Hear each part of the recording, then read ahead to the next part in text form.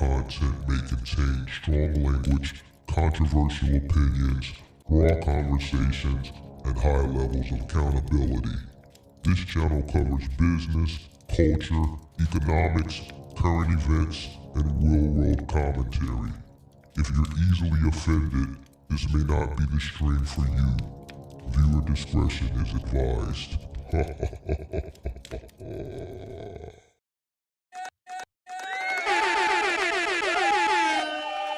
Sweet. What up? I want to make sure you hit the like button, subscribe to the channel, turn on post notifications to see what we got in the building. Shout out to David in the building. What's going on? Shout out to Valise. Shout out to all the MGM members. Shout out to Benjamin in the building. What up? Shout out to Frank Sinatra in the building. Shout out to CTR Logistics, MGM Gang. What up? Shout out to Junior in the building representing the MGM Gang. What up? Shout out to Pippi. Shout out to the moderators in the building. Shout out to SD Wall, MGM Gang, moderator gang. What up? Shout out to Larry K representing the MGM Gang. What up? Shout out to Ben Uzi representing the MGM Gang. What up? Shout out to Dwayne Wagwan. What's going on? All my Jamaicans in the building. Shout out to Rudy says no more George. Not today. We ain't gonna do back-to-back George. Back-to-back George. Hell no, bro. We got some other business we gotta attend to. Today, we got some other business we gotta attend to. You know, Big Mark don't never duck it. Big Mark don't never duck it. You dig what I'm saying? We got some more business to attend to today, because some of y'all want to be slaves. And I just don't understand why. But if you want to be a slave, or want to feel like you ain't no slave, if you want to consider yourself and classify yourself as a slave because you don't know how to get it, or because you got like low self-esteem, or you know, like life is kicking you in the ass, or whatever the case may be, then that's on you. All right, but we got some other business to attend to. We got to get back to the slavery shit. I thought we were done with it, but you know, it's always going to be people that want to continue the conversation, and I'm cool with that. I enjoy having the conversations, and that's cool. And I know it was some people that was calling in last week when we had the conversation that didn't get a chance to call in because the line was already tied, and we already had people that were engaged in the conversation. I think we probably missed about 6 calls last week, so those people are free to call in after I respond to this one particular comment, and we'll have the conversation from there. So come on in, make sure you guys hit the like button, subscribe to the channel, turn on all post notifications. Make sure you hit that like button. George talking to Uncle Sam right now. Yeah, I don't know what George doing. I don't know what George doing, but today ain't George Day. So we gotta attend to some other business. Let me pull this up here. Give me a second here. All right. So we got this guy who, you know, left a comment last week in regards to the conversation that we've been having for about the past few weeks, maybe about close to a month now. Once a week, we cover this whole working a job is like a slave and things like that. But, you know, it's not just something that has grown legs on this channel. Apparently, this is a popular topic in social media across the internet on multiple platforms. This is a popular topic. All right, so there's a comment that was left a day or two ago, well, actually a day ago, from a guy under one of the pieces of content that we've recently done and as it pertains to this whole working as slavery. All right, obviously this is a person who disagrees with my stance because I'm totally in disagreement that working a job is slavery, right? I'm a Black person. I'm a descendant of slavery. My ancestors were slaves. I know what slavery entails, and nothing today represents that. The word slavery has a definition. We've looked up the word slavery. We've read the definition, and nothing today as it pertains to work is comparable to what we know slavery to be. Now, this guy, Mr. Alexander, who looks like a white man, a white Caucasian man, came into my comment section and he said, there's more to the topic than just American history, slavery. Before that, there was serfdom, and before that, et cetera, et cetera. It's been going on for thousands of years to all people of history. Modern life is designed to give you the illusion of freedom. Modern life, and we're going to break this down. I'm going to break this whole comment down, and we're going to get some understanding. Modern life is designed to give you the illusion, he said, of freedom. We live in a social structure that is based on ancient Rome. That's why we all live under the conditions of fear. Listen, I don't know where y'all niggas is from or who raised you, but Big Mark ain't living in fear. But we're going to get there. We're going to get there. Living under conditions of fear, threat, duress, intimidation, and violence. Pay your taxes or go to prison. Pay these fees and fines and child support and et cetera, or be jailed. The point is, do what you're told or face the punishment. That's not freedom. And if you don't call that slavery, well, then you're just a house slave. Now, he basically called me a house nigga. He called me a house nigga, but he did it in a way that he wouldn't get in trouble on YouTube. See, I can say house nigga. He can't say it. All right, because he's a white man. All right, right here. Here you go, right here. Here you go. All right. But some reason this white man feels like he's a slave in America. Interesting. So let's break this comment down. Let's break it down. All right. Let's break this comment down of Mr. J, or not Mr. J, Mr. Alexander. All right. Let's break it down. There's more to the topic than just American history, slavery. All right. So he says, let me switch my cameras here. No, I'm going to leave that on the screen. I'm going to leave this on the screen so we can follow along. Let me leave this up. He says, there's more to the topic than just American history, slavery. All right. So there was slavery all throughout American history, right? There's more to the topic than just American history, slavery. All right, so I agree. Nobody said slavery only existed in America. Nobody said slavery only existed in America. There was slavery all throughout human history, right? There was serfdom. He mentioned serfdom. There were kingdoms. There were empires.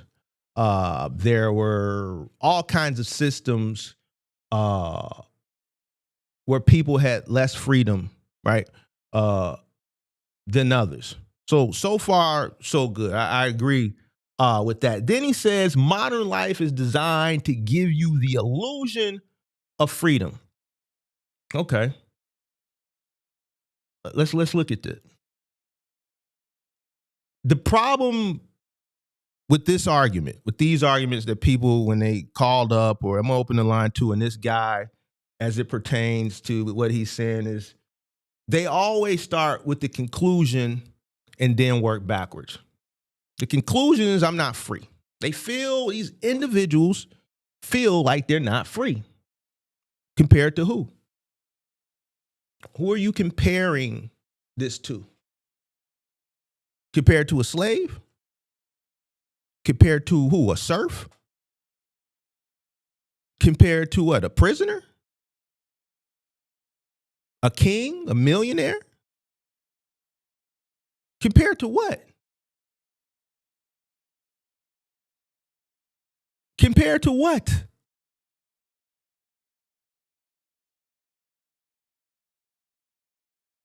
Because words matter. We looked up the definition of slave.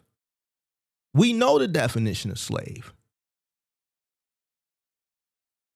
So compared to what? Then he says, we live under conditions of fear, threat, duress, intimidation, and violence. No, we live under conditions of consequence. And this is what I always tell y'all. Life is about choices and decisions. And this is the part when I always say life is about choices and decisions, people, that shit goes in one ear and out the other. Big Mark ain't living in no fear. Big Mark ain't living under duress. Big Mark ain't living under ain't nobody intimidating me. I'm not worried about no violence. I live in Chicago, bro. And I ain't worried about none of this shit. Ain't nobody threatening me. Ain't nobody leaning on me. I'm not under duress. I ain't worried about no violence because they ain't got shit to do with me. That's bullshit. We live under conditions of consequence. You go out and you do some goofy shit, then there's going to be some consequences behind your actions. You go out and you do donuts in the street, you join these car clubs and you do donuts in the street, you may get away with it, but one day the police are going to have some tactical team, they're going to box you in and they're going to take everybody's car. You go out and you shoot somebody, it's a high chance, well, maybe not. It's a chance that your goofy ass is going to get arrested if you just going drilling on the ops for no reason. It ain't no self-defense situation. You fuck a bitch. You dig what I'm saying? We getting graphic because we gotta go there. You fuck a bitch. You dig what I'm saying? That you met and you don't really know the bitch. You dig what I'm saying? And you didn't put a condom on. It's a possibility the bitch might have the herp. She might burn your goofy ass. She might have chlamydia. She might have gonorrhea. You didn't put the rubber on. It's a possibility she might get pregnant. Now you got a baby on the way by a broad you don't even know. This nigga talking about child support. Life is about choices and decisions. Nah, nigga, we live under conditions of consequences, bro. And see, this is the problem. Y'all niggas run around the internet. Y'all listen to these goofball Jamals who live in middle America who really ain't standing on nothing. What you mean you living under duress and intimidation? Who intimidate you? You living under conditions of consequences of your actions.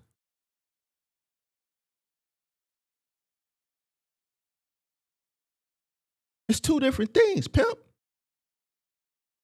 It's two different things, pimp.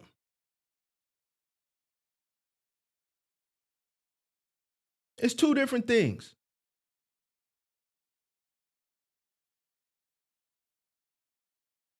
This is where people start playing the language game. Let's play it then. If I tell my driver, if you don't show up to work, you're fired. It's not violence. It's not violence. It's a consequence. If a customer tells me, if you don't deliver your furniture, I'm not paying. It's not intimidation. Customer ain't intimidating me. That's a consequence. Y'all weak-minded people, y'all got life fucked up out here. That's why you where you at.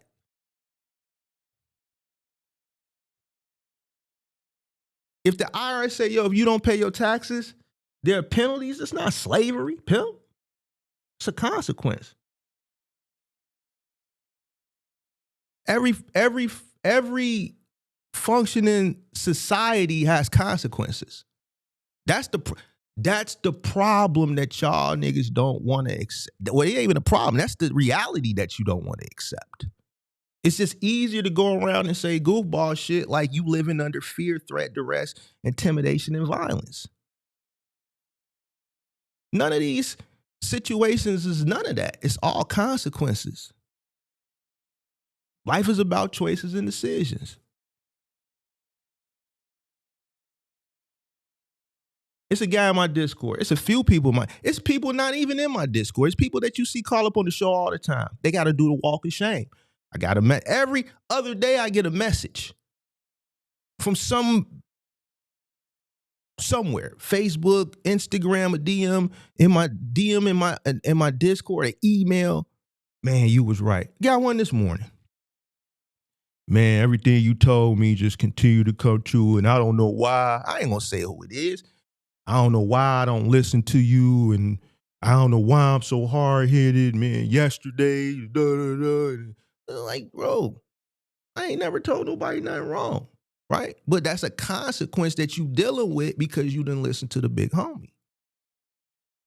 Big homie ain't never told you nothing wrong. It doesn't benefit me to misguide individuals. You can listen or you don't have to listen. And there's nothing wrong. But if you don't listen to the wisdom, there's going to be consequences. And like this person who messaged me this morning, he's dealing with the consequences of not listening.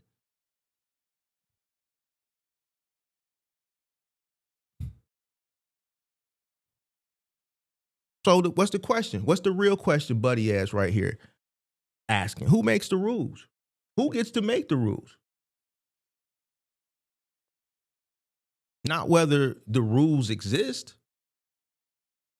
Because since the beginning of time, every civilization that I can think of that I've come across in history has had rules. Tribes in Africa had rules. You think if you was just in the jungle in the tribe, like the tribe has leaders. There's rules. There's consequences. We can look at illegal aspects of civilization, the mob, gangs. Yeah, their structure is not like what it once was, but the mob and street gangs were built on structure and built on rules. Everything is built on some form of that I can think of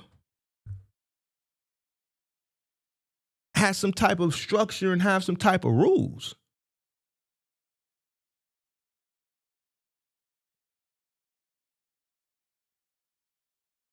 Legal, illegal, whatever. Every single one. I'm sitting here thinking of something going back in time that I've come across in history lessons in school or whatever, of readings, where it was just lawlessness. It was no structure. Even criminals have rules. No snitching.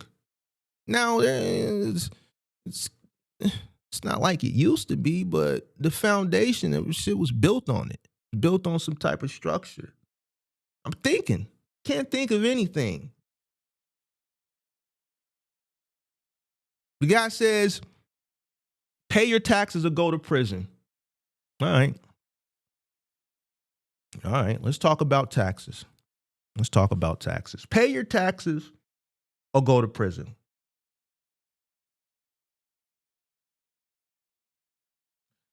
You know who else pays taxes, bro?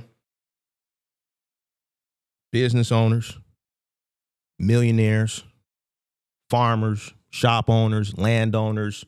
Kings pay taxes. Empires pay taxes. Countries pay taxes. We can argue that taxes may be high. You can argue that maybe governments waste money. You can argue politicians are corrupt. And I agree with you on those aspects. But taxes ain't slavery. Everybody pays taxes.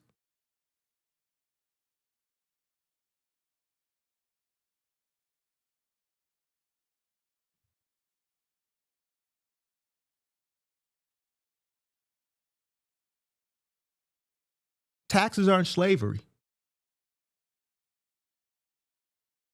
I'm not going to sit here and allow somebody to say taxes are slavery. Because the moment you start saying taxes are slavery, then the word slavery, it stops meaning anything. It's just like I said to the dude last week, and I kept going back to the definition. The word slavery has a definition. It has a meaning.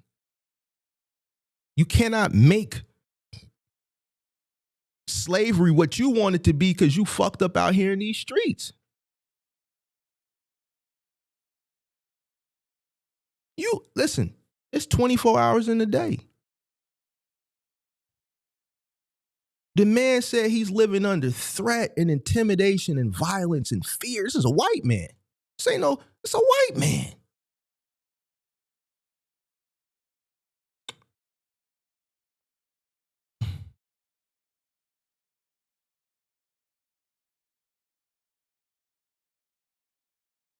He says, do what you're told or face the punishment.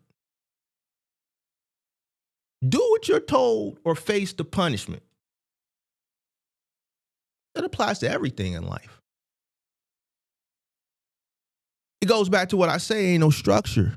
There's no leadership, there's no guidance, no principles, no nothing. I don't know who raised y'all. Some of y'all.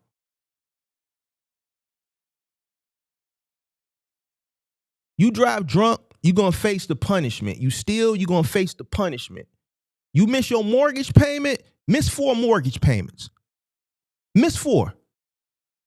4 of them. Don't pay your rent. Miss 3 rent payments. I'm going right downtown. I'm your landlord. I'm going right downtown. I'm fouling to get your ass up out the way. Miss 4 mortgage payments. The bank is going to start the foreclosure process. What are you talking about? Like, life is about choices and decisions. The problem is a lot of people want to live in la la land instead of living reality. Don't pay your truck note. You're going to face consequences. Don't pay your insurance. It's going to lapse and your trucking business is shut down. Don't pay your car insurance. Now you out here riding around with no insurance, and if the police catch you, now you fucked up out here in these streets. You're going to have to get SR22 and all this other goofy shit.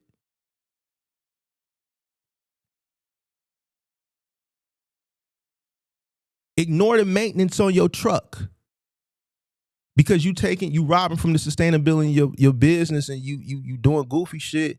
You partying, you robbing from the state, you tricking with the bitch. You dig what I'm saying? You doing everything that you not supposed to be doing, and you're not taking care of your responsibilities and your priorities, and you're not maintaining your truck. There's gonna be consequences behind not maintaining your truck. Eventually, it's gonna fail. Most of the people that I've come across since I've been doing this content in the box truck business, the reason they failed because they ignored the consequences. Not because they were slaves. They didn't save money. They refused to understand cost per mile. They financed a too much truck because some goofy motherfucker told them, start a box truck business, you're going to get freedom. Let a goofy motherfucker in a truck, sitting in a truck, tell you, this is how goofy some people are, bro. You let a motherfucker that's sitting in a truck tell you that if you get a truck, you're going to be free. Just envision that. You watching some goofy motherfucker during the pandemic who put a video up 2 weeks ago, just rented my first box truck to start my trucking business. 2 weeks later, they got a YouTube channel, got a mentorship, got a course. And in the video, he's sitting in a rental truck, a Ryder truck, an Enterprise truck, a Penske truck, telling you, if you click the link, they're going to show you how to be free while they're sitting in a truck that they just rented 2 weeks ago. And you, goofy motherfucker, you fell for it. And now you running around the internet talking about you a slave. Because it's fucked up out here in these streets. Why? Because you did something like George said. Now, since from Big Brother George, but this is a great example. A few weeks ago, took equity out your home to get a fucking truck. Goofiest shit I've ever heard in my life. Goofiest shit I've ever heard in my life.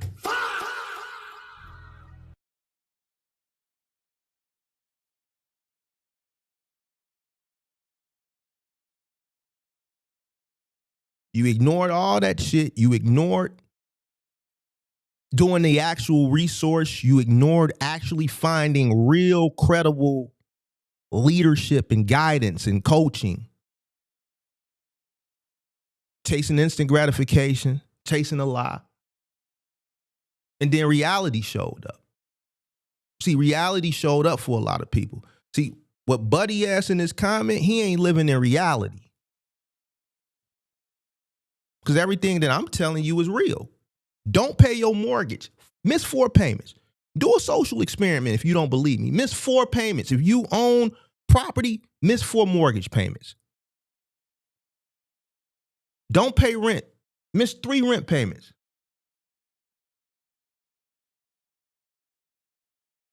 This is reality.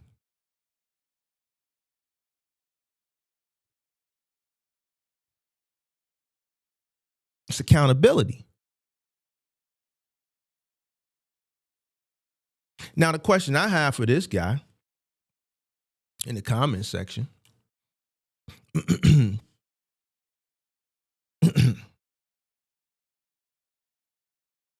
and I want somebody to answer it honestly too in the chat.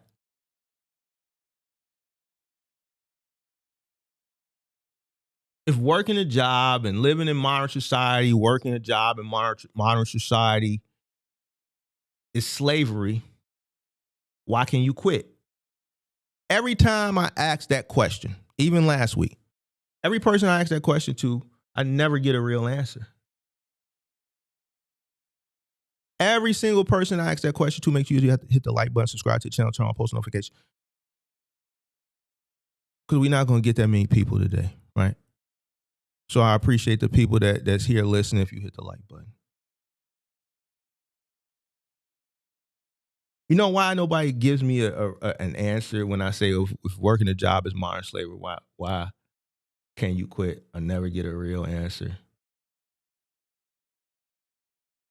Because the question destroys the entire argument. Slave doesn't quit. They don't have an option. A slave escapes. A slave doesn't quit. A slave escapes. Right? A slave runs away. If you work in Amazon, you don't have to plan your escape out the building and run and have to worry about getting rid of your scent so the dogs don't sniff you out and all this goofy ass shit. A slave is captured. If you quit Amazon, they ain't coming looking for your punk ass. You know why? Because they have a revolving door of people coming in and out. They got a stack of apps. It's hundreds of motherfuckers right now while I'm on this live stream, probably thousands for Amazon positions that are applying right now at this moment. Whether it's working in a warehouse, whether it's being a DSP driver, whether it's doing Amazon Flex, there are people right now while we're talking applying for some form of corporate positions, probably thousands of people online right now applying for different positions within Amazon right now.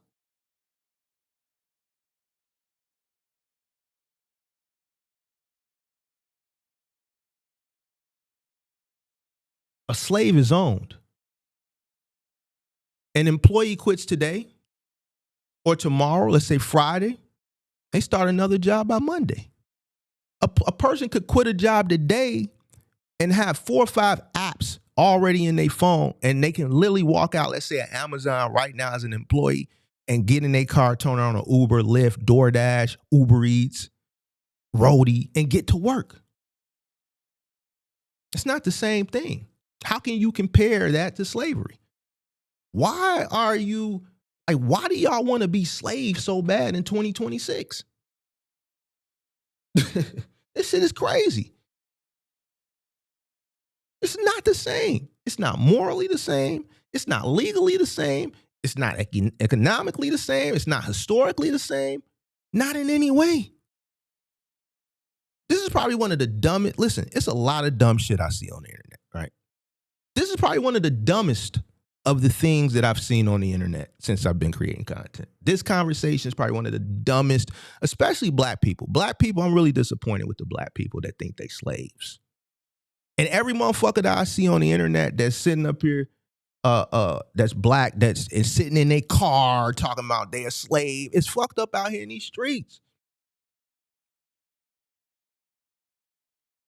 I don't want to work. You say you a slave, but then you follow this shit up with you don't want to work. This shit is crazy to me. People been working since early civilization. Motherfucker had to go out and work. Motherfucker had to go out and hunt and find animals and skin them and kill them and fry them and hunt them. Go walk for miles and shit to the river and wash their clothes and all this shit.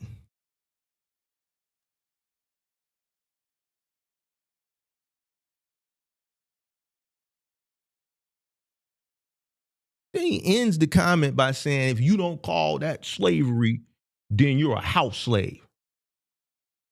Now that's where the emotional argument comes in. See, that was emotional right there. Cause he didn't like what Big Mark said, because Big Mark saying, yo, working a job ain't slavery. He felt some type of way in his heart. So he had to thought he was finna hit Big Mark with the uppercut at the end, because he felt he got emotion, he got in his feelings. Because once people can't defend logic, they start insulting people. Really, he wanted to call me a house nigga. It's okay, white man. You could call me a house nigga. It's okay. There you go. There you go. White man. It's okay. I'm too black to be a house nigga. I've been in the field. I'm a dark ass nigga. I'm black as hell. You dig what I'm saying? The moment a motherfucker can't defend logic, they start insulting people. Calling me a house slave doesn't strengthen your argument, sir. And this is why I tell all the young brothers, educate yourself. Because you don't want to be like this motherfucker running around the internet saying dumb shit. Then my black ass coming back making you look like a fool. See, I'm making him look like a fool right now, because everything he said, I rebutted it with logic. I didn't insult him. I call him goofy motherfucker, but that ain't really, I'm from the crib, you dig what I'm saying? So it's just a part of our conversation. Calling me a house slave don't strengthen your argument. It weakens it. It weakens it.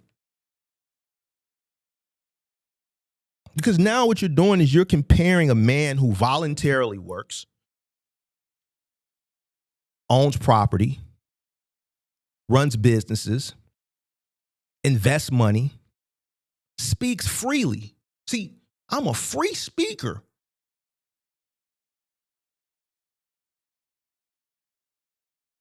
I don't have to dumb down my conversation in fear of anything.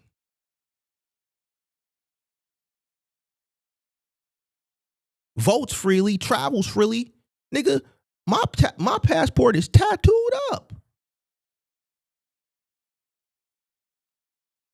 Hires employees, fires employees, and can leave any contract when he chooses.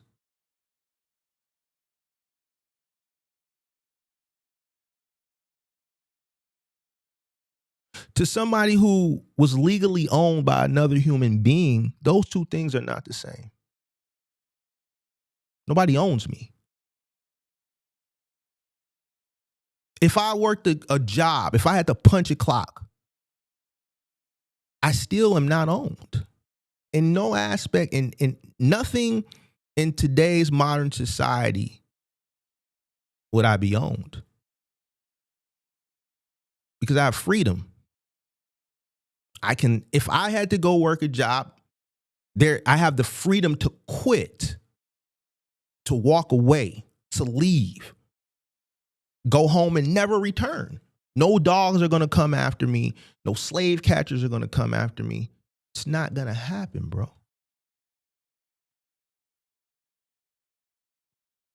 Working a job in slavery is not even close.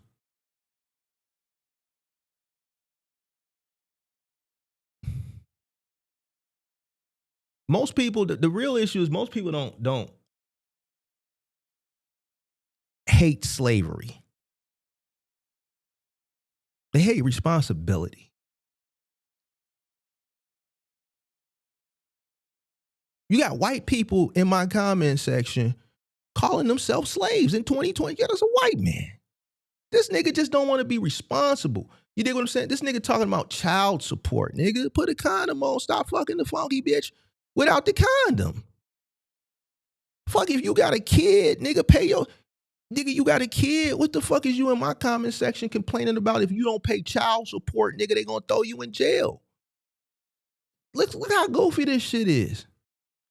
You're arguing the fact that if you don't pay child support, they're gonna throw your punk ass in jail. Responsibility. There you go. There you go. You don't want to go get a vasectomy, pimp. Put you a rubber on. You don't hate slavery. You hate responsibility, nigga. You's a white man calling yourself a slave in 2026, nigga. Because Big Mark said, nigga, working a job is not slavery, nigga. I will never let you or nobody else diminish the word slavery. Why? Because my ancestors were slaves. The word slavery has a fucking meaning.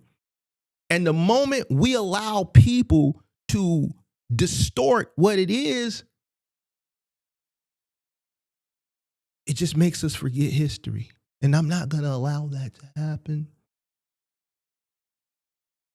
You can't be a slave because you're working a fucking job and you don't want to pay child support. You hate responsibility because responsibility means consequences. Those consequences you don't like. Consequences don't care about your fucking feelings.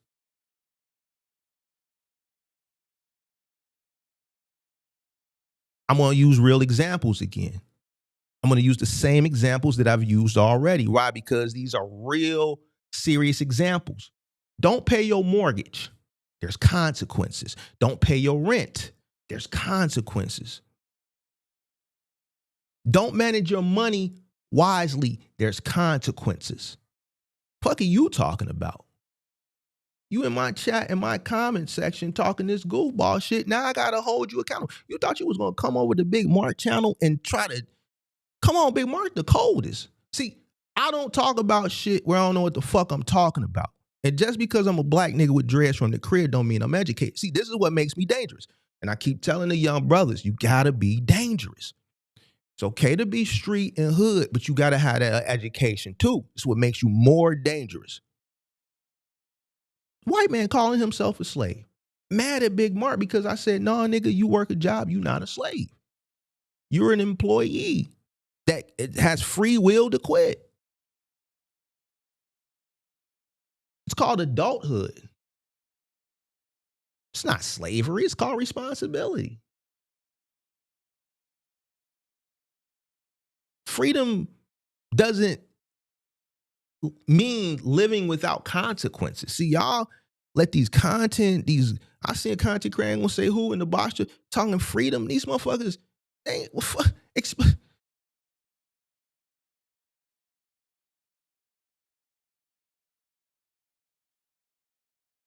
freedom means having choices. But that doesn't mean you can't make, that doesn't negate you from making logical or correct choices and decisions. Freedom gives you choices, but you still got to make good choices and decisions. You can work a job, you can start a business. You can learn a skill, right? You can be a skilled tradesman. You can go to apprenticeship, learn to be an electrician or a carpenter or a welder or a plumber. You can switch careers. You can move freely and move and live in different cities. You can invest. You can build. You can create. The conversation that we're having now, we wouldn't have been able to have in times of slavery. The rhetoric, the shit that I'm talking about now, I wouldn't have been able to have this conversation during slavery.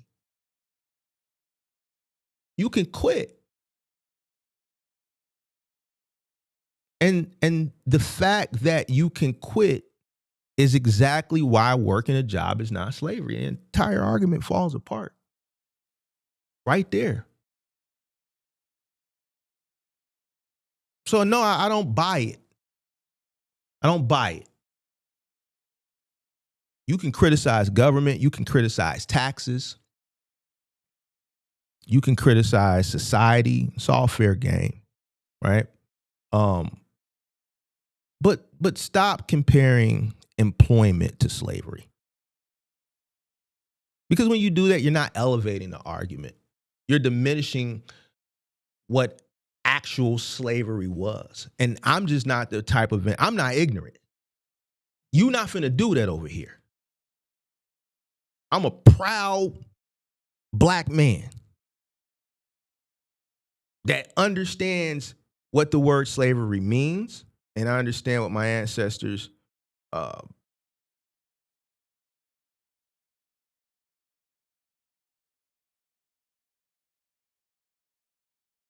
went through. I understand what the word slavery entails, and I'm just not going to allow it.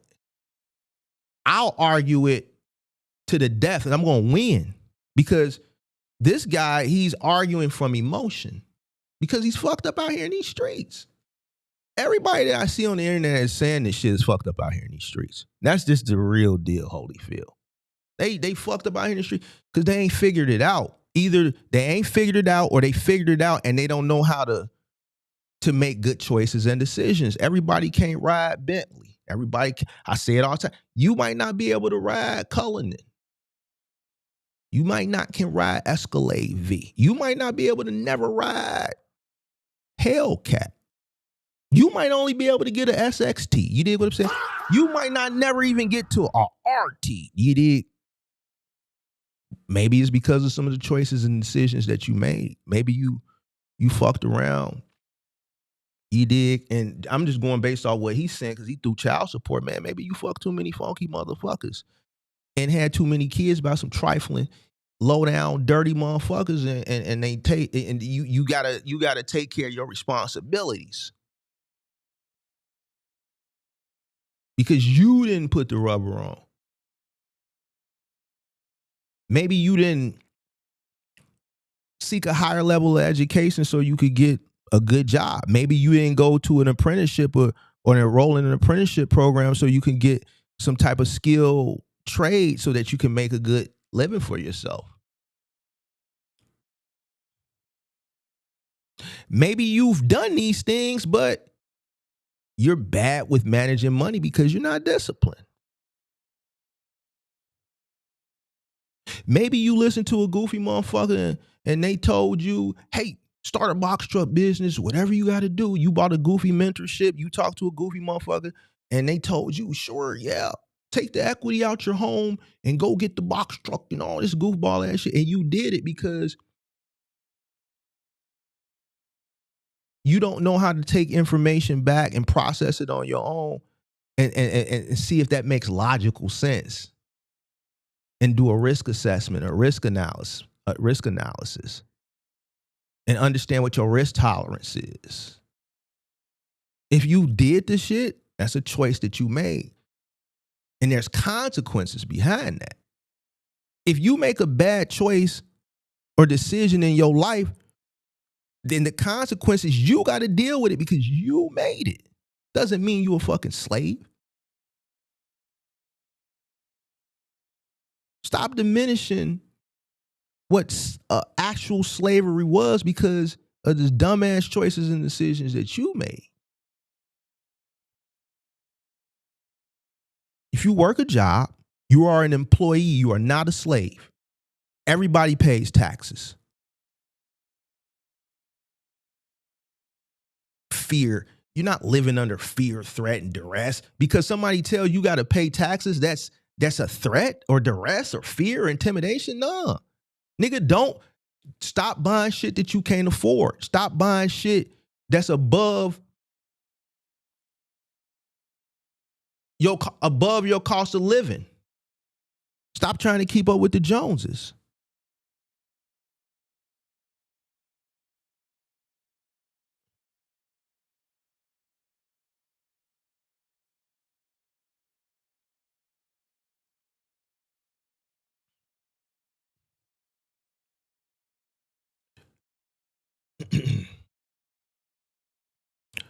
Man, doors of the church is open.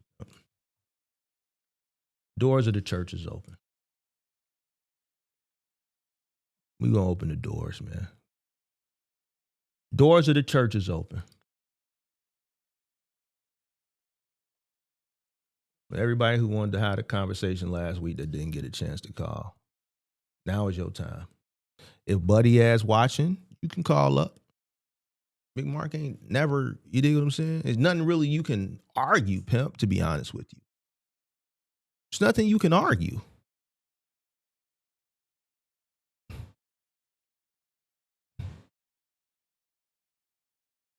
There's nothing you can really argue.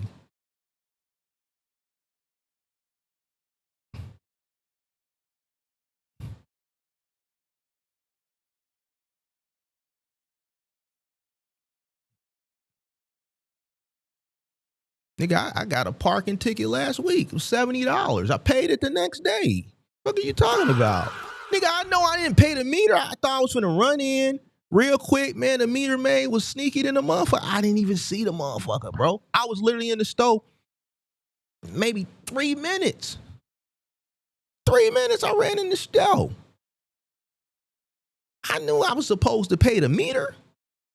Buddy ass sniped my goofy ass. Nigga, I come out 3 minutes later, big orange and white ticket on the windshield. He gave me, listen, I can't even get mad, brother, because he could have peeled the sticker off and stuck it on the window. And y'all know whatever sticky shit they put on the tickets, when you take it off the window, it had that little shit that you got to get the razor blade and scrape this shit off. I'm just happy he didn't do that. I'm just happy he put it behind the windshield wiper. I'm appreciative for that. You dig what I'm saying? I know I didn't pay the motherfucking meter. I thought I was finna get in 3 minutes. That motherfucker sniped my goofy ass. Paid the ticket the next day, $70. Whoop-de-doo, bro. I'm not around this motherfucker talking about, man, the city of Chicago, man, this shit, man, it's some dumbass shit, man. These niggas ripping us off, man. Why I gotta pay to park? Nigga, it's been fucking parking meters since I can remember, since I was a little kid. City gotta get revenue. Why? We got potholes around this motherfucker. The police gotta get paid. God damn it. Fucking firemen gotta get paid. Streets gotta get plowed when it's snow. Water lines, water reclamation.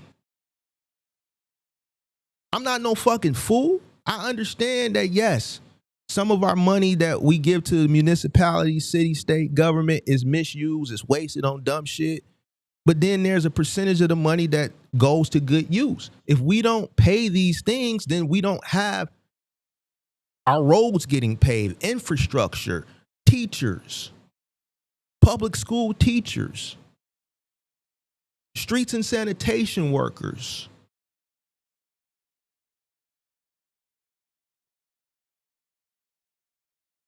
Doors of the church is open, bro. You want to talk? You think you are a slave? Now is your time to call up. If you are a working slave, tell me why. Tell me why you a slave, man. I'm listening, pimp. Mr. Alexander, you can call up, or anybody else, anybody that missed, that called in last week, that wants to call in today and explain to me why they are a slave and why working is slavery and this, that, and the third. Today is the day that we're having this continued conversation that people seem like they can't let go of and they don't understand, or whatever the case may be. Now is your time.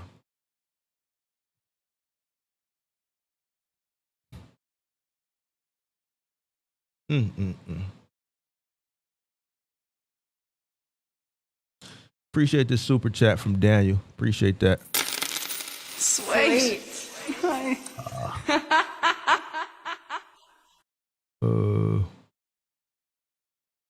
Yo, Mark, I just started watching your channel, but how come people don't understand their systems they can create to keep up with their CPM? We use spreadsheets that we built that calculate everything, and it do automatically once we put the numbers in. Goes back to everything that I said in the lecture. People don't want to be responsible. Owning a business requires a great deal of responsibility and work. And the responsibility that is required when you become a business owner is far more than working any job. And if you're not a responsible individual, you're irresponsible, you're not going to do things that are required for your business, like understanding and doing your cost per mile. So whether it's a system or a spreadsheet or tools that can automate it, they're not going to use it. It doesn't matter what it is. People don't pay that. We've had people that come up, they don't pay their taxes. They don't do their books. There's systems that are in place like QuickBooks and things of that nature, and they don't use them. Why? Because it's part of being responsible. And what I've come to learn is people aren't responsible. This guy called up and he's irresponsible. And he wants to blame everybody except himself for his choices and decisions. So. But the phone line is open. I'm willing to have the conversation, debate. I know my haters, they're here watching. They not gonna call in. My racist people, they here. They ain't been here in a few weeks. They love when I give them their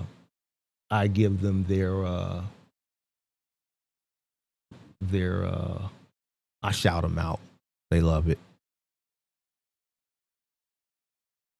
You know why they stop calling in? Because I've destroyed them every time.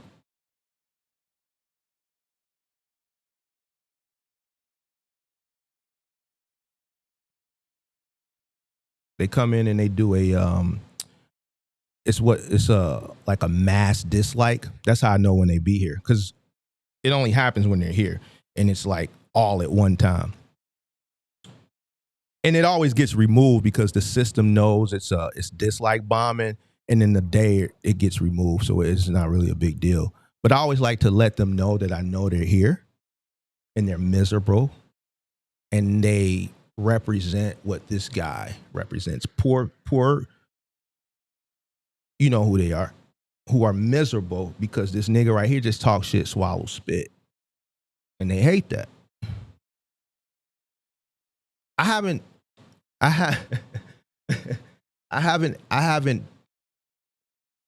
of want one of them to call up, because I haven't flexed on one of them in quite some time. So I gotta get this little exercise in, you dig? Daniel says, can he call about a different topic? Sure.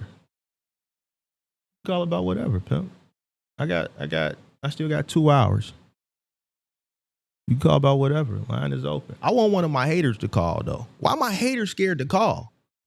I done destroyed all my haters that they scared to hit the link and call. That shit crazy, bro. I want my haters to call, bro. Like, I done destroyed these niggas, man, so many times, bro. It's just unfathomable.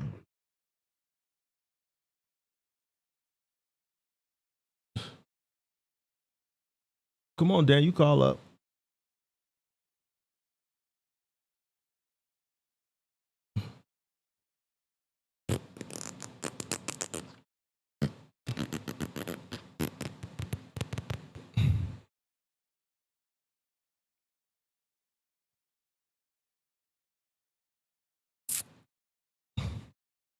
Yeah, you can call up, Daniel. 312-772-5483.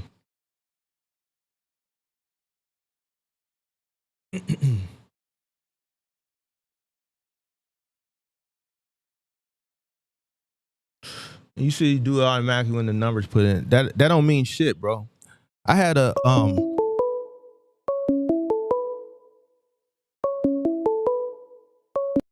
Hello? Hello? Hey, man, it's Daniel. What's going on, man? Hey, man. Oh, just watching, and I want to talk about a different topic. Well, the topic you bring up a lot, and it's so true. It's the discipline part. Mm-hmm. You know, you get like people that, you know, they can work 7 days a week, and you get some people that can make like $100,000 a year or $200,000 a year. Mm-hmm. But they can't afford to pay a $1,300 a month rent, you know, because they just fuck off and, you know, excuse my language, but they just, you know, they blow it on other shit, dumb shit. It's the discipline part, and it's even myself, I like have struggles sometimes. So I always try, every time I get paid, I always try to take out a little and put it into like a savings account. I've been doing that for a while, but it is really a mindset thing. And I think like something you learn as like you get older. I mean, younger. I mean, it's it's almost hard to explain to do it unless you go through it. You know. Um. So yeah, it's the discipline.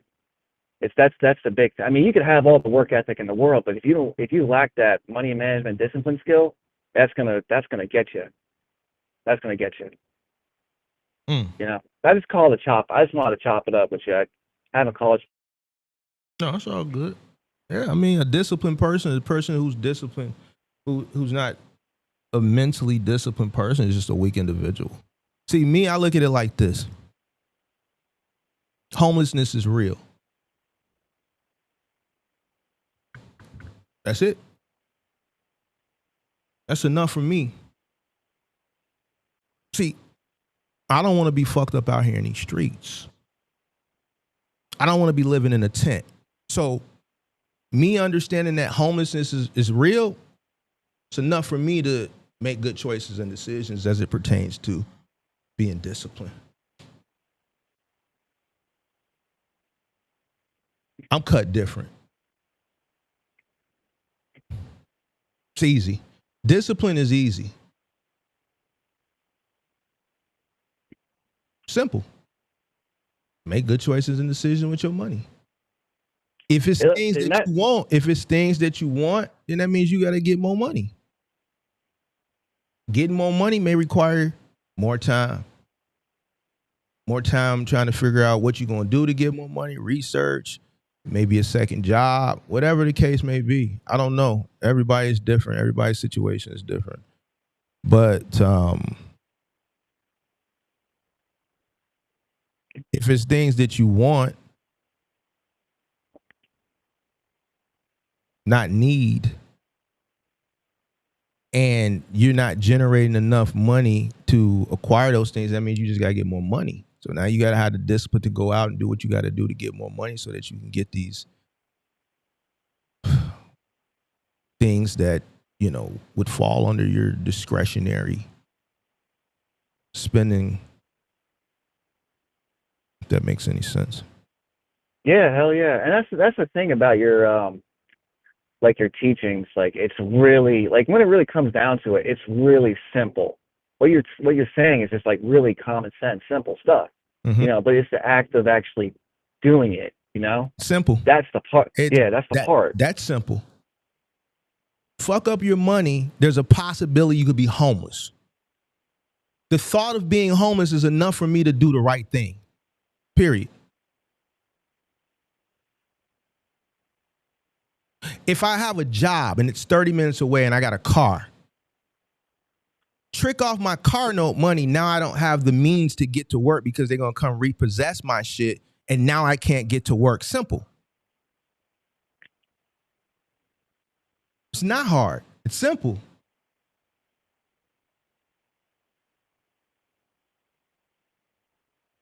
Simple. Yeah, for sure, for sure. It's I not got hard. actually. Simple. See how simple that sounds? It really does. Okay. You know? So if you go do some dumb shit and now you fucked up out here in these streets, it's on you. You can't say, oh, well, this, that, and the third. No, it's on you.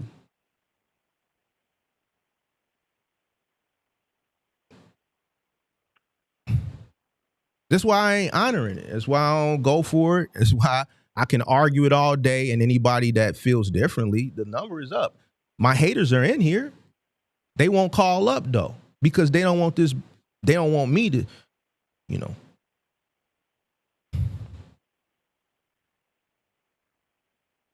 Yeah. Go ahead. No, you're cool, man. Like, I like listening to you. I listen to your videos all the time. Because I'm a truck driver myself, and whenever, hang on one second. Now we're good. So I'm a truck driver myself. So when I get bored, I just flip over to your YouTube channel. I was actually listening to the one with your former employee called up, man, and you guys were chopping it up together. Man, that was cool. I was like, oh man, that's awesome. He was doing good, and like, and you remembered who he was. I was like, oh man, this is sweet. So yeah, man, like you got great I think like it was like it was back in the wintertime. Like you probably don't because you get phone calls all day every day. But I think I was trolling your ass like back in the wintertime. You called me out, and then I called up, and then we squashed it or whatever. I haven't trolled you since. Like you got my respect. I shut the fuck up right away. Yeah. And then where was I going with that? No, I remember you. But even yeah. But ever since that, I still watch your content, and the reason why I found you was because a long time ago I was going to be I wanted to be a box truck driver. Like I wanted to go on the road, over the road. I felt like I had the funds at the time to buy my own truck and do what I needed to do to, start my own business and everything. And I started searching around, and obviously I use a lot of YouTube for research purposes, like for just anything really. So anyways, I go on and I'm searching up people, and you know the usual suspects. I don't need to name any names, but I found you, and then it was like a godsend really, because I saw the way you started breaking down everything, and I was like, oh, you know what? This is probably not for me. So then I backed off real fast. So yeah, that's how I discovered you. But ever since, man, like, yeah, dude, I watch your shit all the time. I probably you got like hundreds of videos. I haven't watched hundreds, but at least 30. You know, sometimes it's good education. Sometimes I get a good laugh out of some of them. And then when you're trying to teach these people, that's what the thing is. Like you're trying to teach these people like really simple things. Like, and they're like kind of like just like combating you and like you've lived it, you know it. You were a boss, dude, and you have one of your former employees fucking vouch for you. You know, like just telling you what you were all about, and like that's the proof right there. And yeah, man, I'm gonna keep continuing to watch you. Every once in a while, I'll drop a super chat, but dude, you make my day go by a lot. Like when I'm loading my truck and stuff, like I'll put in the headphones, I'll just start listening to you, and like, yeah, man, it's you make the time go by. So I really appreciate that. I appreciate what you do. You're dropping golden nuggets out here for free, where everybody else is probably paying for, subscription, buy that shit, buy this, but you're out here doing it for free, and because you want it, you want to see people succeed. You're not doing it for. I mean, yeah, you got the super chat, whatever, but I mean, you've already made your money. You're out here actually helping people, man, but they just want to open their mind and listen. And it's not really hard what you're saying. It's really simple too. It's just the act of doing it. So I ranted there. So the act of doing it is simple too. Just do it. But you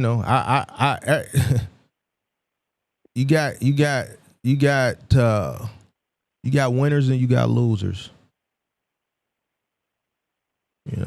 So winning ain't easy. The big part of winning is being disciplined, making good choices and decisions, avoiding temptation, knowing how to say no. Consequences. I always say, like, before I make a big straw purchase in any aspect, I always think about the consequences if everything goes wrong, and it helps me to measure my risk tolerance, right? Because there's consequences behind everything, right? And, choices and decisions, pimp. Choices and decisions. It's simple as that, man. You make good choices and decisions, and you have discipline. I don't even know how to break it down more simpler. Like it's just what it is, pimp. You either make good choices and decisions, or you don't. And if you don't, there's going to be consequences. You're going to end up homeless, fucked up out here in these streets, and it's going to be miserable for you. And that's what it is. I don't understand why people make it so difficult. I don't understand it. It's simple to me. Everybody can't live the same, bro. You're going to have some guys like that's in my watching right now that's bombing me. They fucked up out here in these streets. They don't like Big Mark. You know why they don't like Big Mark, Daniel?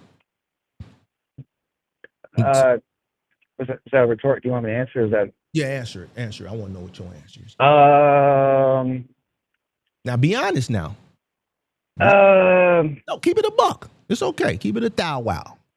I'm trying to. Where you from, Daniel? Where you from? Where you from, Daniel? Because I don't feel like I don't. Where you from first? Answer that. Where am I? New Jersey. You from New Jersey? What part of New Jersey? You from Newark? Trenton. Yeah, Trenton. You from Trenton? Yeah. All right, so answer the question. I'm gonna let you answer the question. Give me the answer, pimp. Well, it's hard, like, because I don't like. From my point of view, I don't like. I don't feel the same way, so it's kind of hard to say why they would. Like, you're now you know who my hater is. You know my group of haters. It's one group. They some white people. Oh, well, I mean, I'm white. Nah, I know, but you like a different type of white. It's different types of white. You a cooler white. You ain't like a middle American white. You see what I'm saying? Mm-hmm. You identify a little bit more with the culture. Well, you know what? I see, like, I think I try to recognize real, whether you're like white or black or green or yellow. Like, I recognize. I think why I stuck around. It wouldn't matter what color you like. You're real. You're real. I get that. I get that. Yeah. We got to be honest here.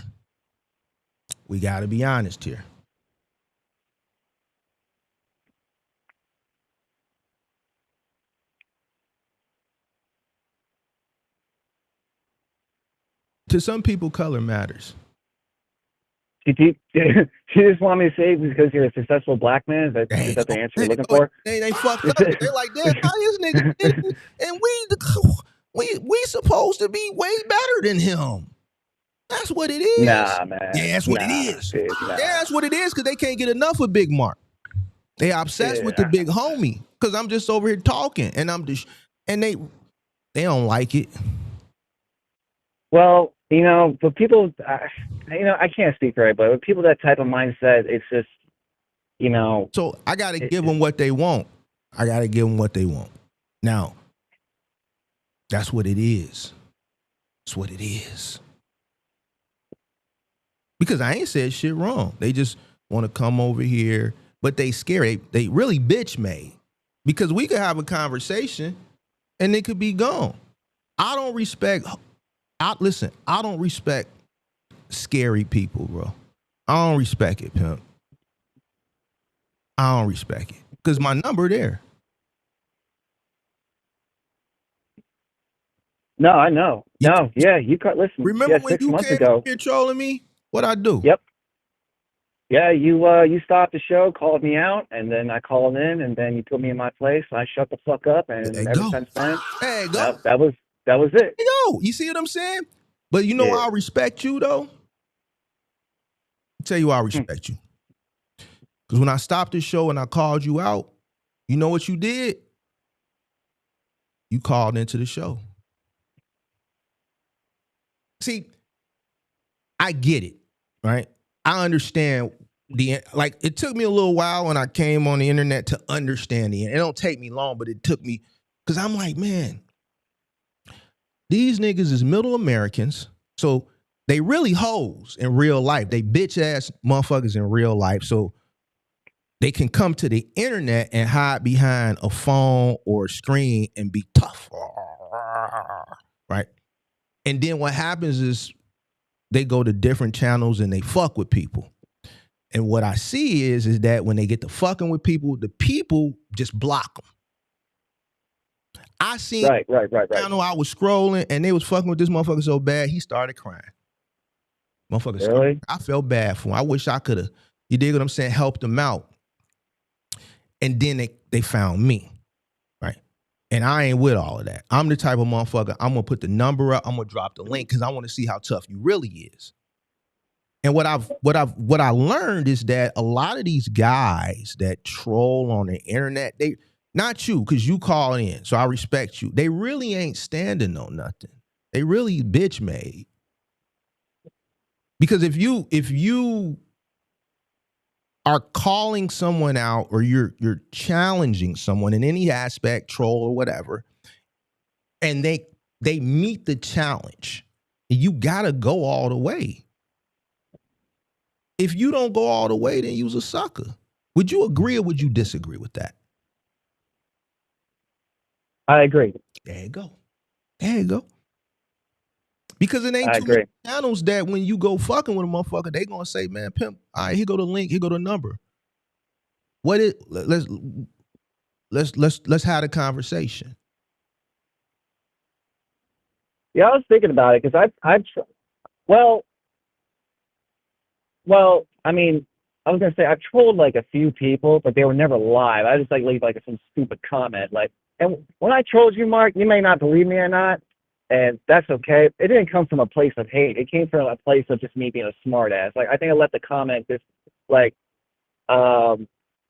Big Mark, I'm gonna unfollow you. Don't you care? Like that was just some stupid trying to make you laugh, smart ass joke. It really wasn't coming from a place of, oh man, I'm gonna show this person. It just being, But you gotta understand, like that shit goofy though. Because what was goofy about what you did was I was over here in a lecture, and the interruption. Like if someone's over here trying to help people be better as it pertains to trucking, we ain't sitting over here talking about, this ain't an entertainment platform where we're covering urban culture, entertainment culture. We're not talking about, what's popular right now? Fucking Sauce Walker and Drake and Kendrick. What else is going on right now in popular culture? Adam 22, wife leaving him because she took a BBC. Did she leave him because of the BBC? All this shit. You dig what I'm saying? What man. On the popular culture? It's a lot of things that I could talk about. I could cover the Carmelo Anthony thing. Right? It's a lot of shit. What happened there? Not the basketball player, the kid who stabbed see that right there, that would be a good conversation. But I'm gonna get to it. I don't cover any of this shit. Everything that you would expect some form of troll or let's say really maybe harsh opposition because of something like the Carmelo Anthony situation where you got a black kid who stabbed a white kid at some type of track meet or something, whatever it was, because it was raining and he was under the opposing team's tent. I can get why that particular topic, if there was a live stream, would garner harsh opposition, or there would be like some type of clash in the chat, or depending on what side I took, it could come with harsh criticism, right? For instance, if let's say I took the side of, you know what, he let his emotions get the best of him, even though the kid was bigger than him, he didn't have to do what he did, then I would have black people coming at me, right? If I said something like, you know what, man, buddy ass should keep his hands to himself, I'm gonna have white people coming at me, right?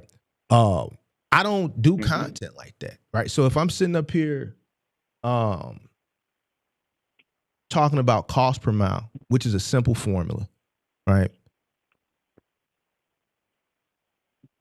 Cost over miles driven. And I'm just having an educated conversation on a formula, and you come in trolling. To me, that's goofy, it's ignorant, and this could be only one or two things. Right? What I've learned is, and this is ever since I've had this thing with this guy earlier this year, which I absolutely regret.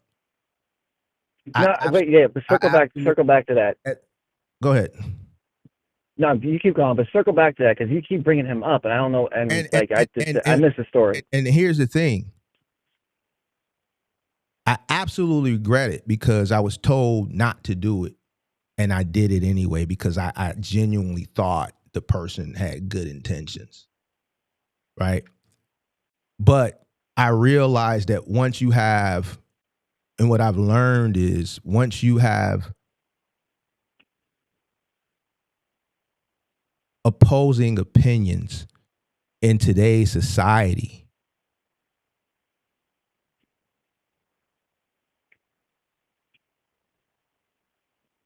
you can't. I'm collecting my words because this is serious.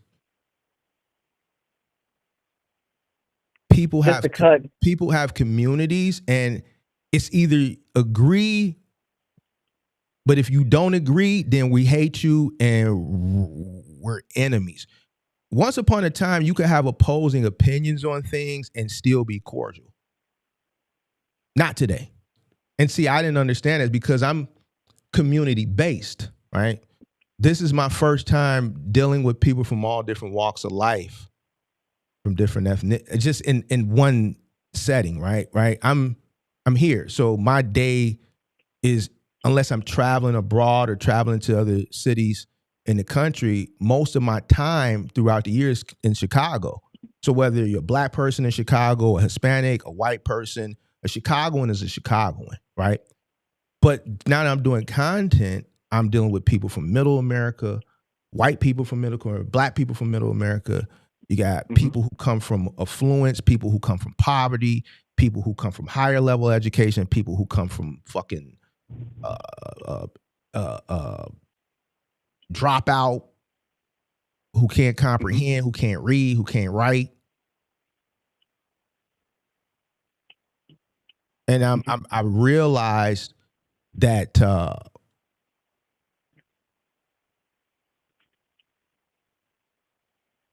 certain conversations that I would probably like to have, it's best that I don't, because I don't have the time to be going back and forth, because I know who I am. And I'm going to say this without going into detail, but use your imagination. I know who I am and I know what I'm capable of. And before I put myself in a situation, it's not that serious. I'd rather just not cover certain topics. Yeah, there were a couple things. The first, well, that guy you keep bringing up, like I keep hearing you mention him, but I never heard the full. I haven't mentioned anybody's name. I don't even know the story. I know. Oh, okay, so you didn't even tell the story. I'm not going to give.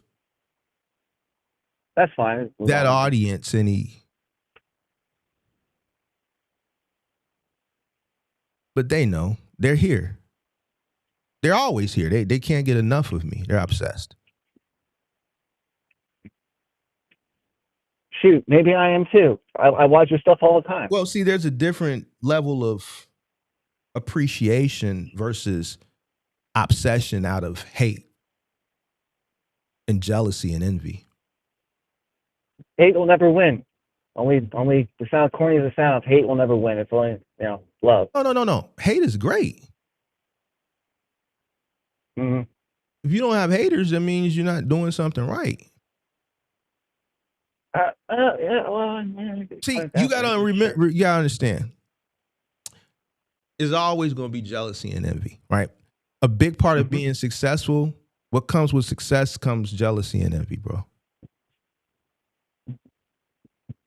It's you can't be successful without having haters, bro. It just go along with it. Just like look at Drake or look at Michael Jackson. Look at anybody in entertainment that has reached the pinnacle. I don't know how old you are, but 34. Okay. So in the 80s, in the 90s, Michael Jackson was the man. There was a such thing back then called tabloids, like the National Enquirer and shit like that. And they used to always make these articles about Michael Jackson. A lot of them I remember that. A lot of them were false. That's hate. The court case was false. The court case was false. That's hate, right? A person has reached a level of success, and people who are envious or jealous of him are going to do hateful things because they're haters. You dig what I'm Trash saying? his character.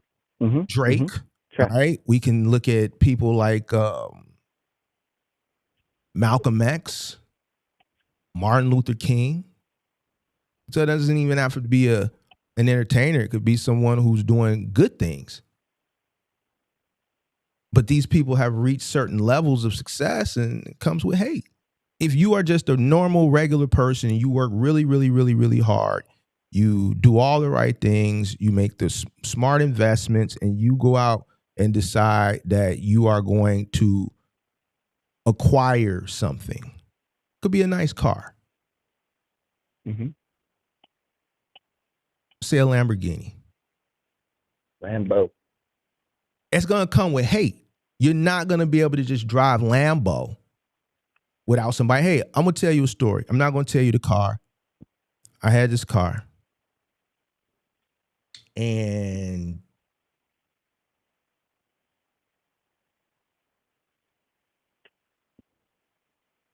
one day I parked it somewhere, and I would always park it. You know, it was not a car I drove often, but I would if I drove it and I went to like somewhere where it was a parking lot, I would always park it way in the back. Right? I don't want door dings, things like that. This is a lease under my business, and you know, it's not something that you want people swinging their doors open. So I park it all the way in the back. Somebody took the time they didn't key it up, but they just keyed the hood, right? Oh no. Yeah, they just did it. Oh fuck. Now this car is parked way in the back of the lot. It's done for a reason. I don't want door dings and shit like that, bro. I want it out the way. I could be ignorant like some people are, right? I could take up 2 parking spaces, right? I don't do ignorant shit. I'll just park in the back and I'll walk. Somebody keyed the hood. They just did a cross, boom, boom. So they ain't like take the key down the whole car, right? It was a time I drove it, and the car was always clean for the most part, but it was like a little, you know, when you drive maybe a day or so, you know, you get like a little film of dust, like a little light film of dust. And I was coming out and I seen it was clean, but it was just a light little dust film on it. And I seen Air Force One tracks on the hood. So me putting 2 and 2 together, looking at the Air Force One track marks, was like maybe the front corner of the toe on the bumper, front bumper, right, left, hood. So somebody still on top of the car probably took a picture for their Instagram.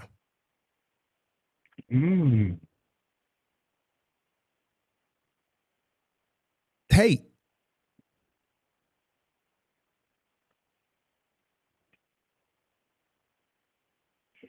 A person who goes out their way to cross somebody's car because maybe it's a car that you want that you can't get, or who he think he is parking way in the back so he can't get door dings, and then go do that. That's hate, bro.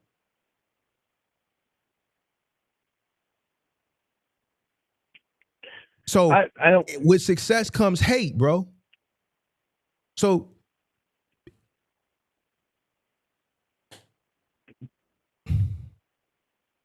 Yeah, I mean, it could, like, I've had that happen to me before, but it could have also been a punk kid, you know, trying to show off in front of his friends or something. it's hate. Unless you saw. It's hate.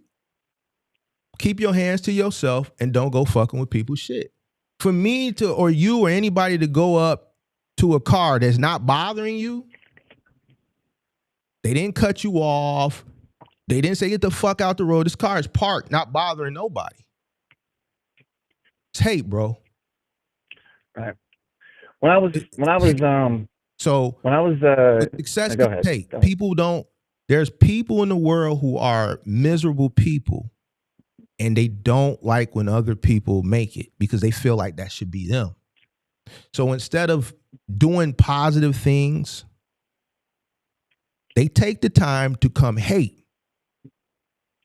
I will never in my life take time Because I can never get it back, bro. Let me tell you, this is why these niggas is hoes. Hating ass motherfuckers is bitch ass motherfuckers. Let me tell you why. The time it takes to hate, you could be doing something to acquire or get to whoever the person that you're jealous and envious of to that level. It takes time and effort to hate, bro. It takes time to go do hoe ass shit. The whole ass motherfuckers will never understand it. The information that I'm saying now, what I'm saying now, they'll never get it because it's embedded in them. It's in their heart. You see what I'm saying? Mm-hmm. So they never gonna get it. But we need them. We need them.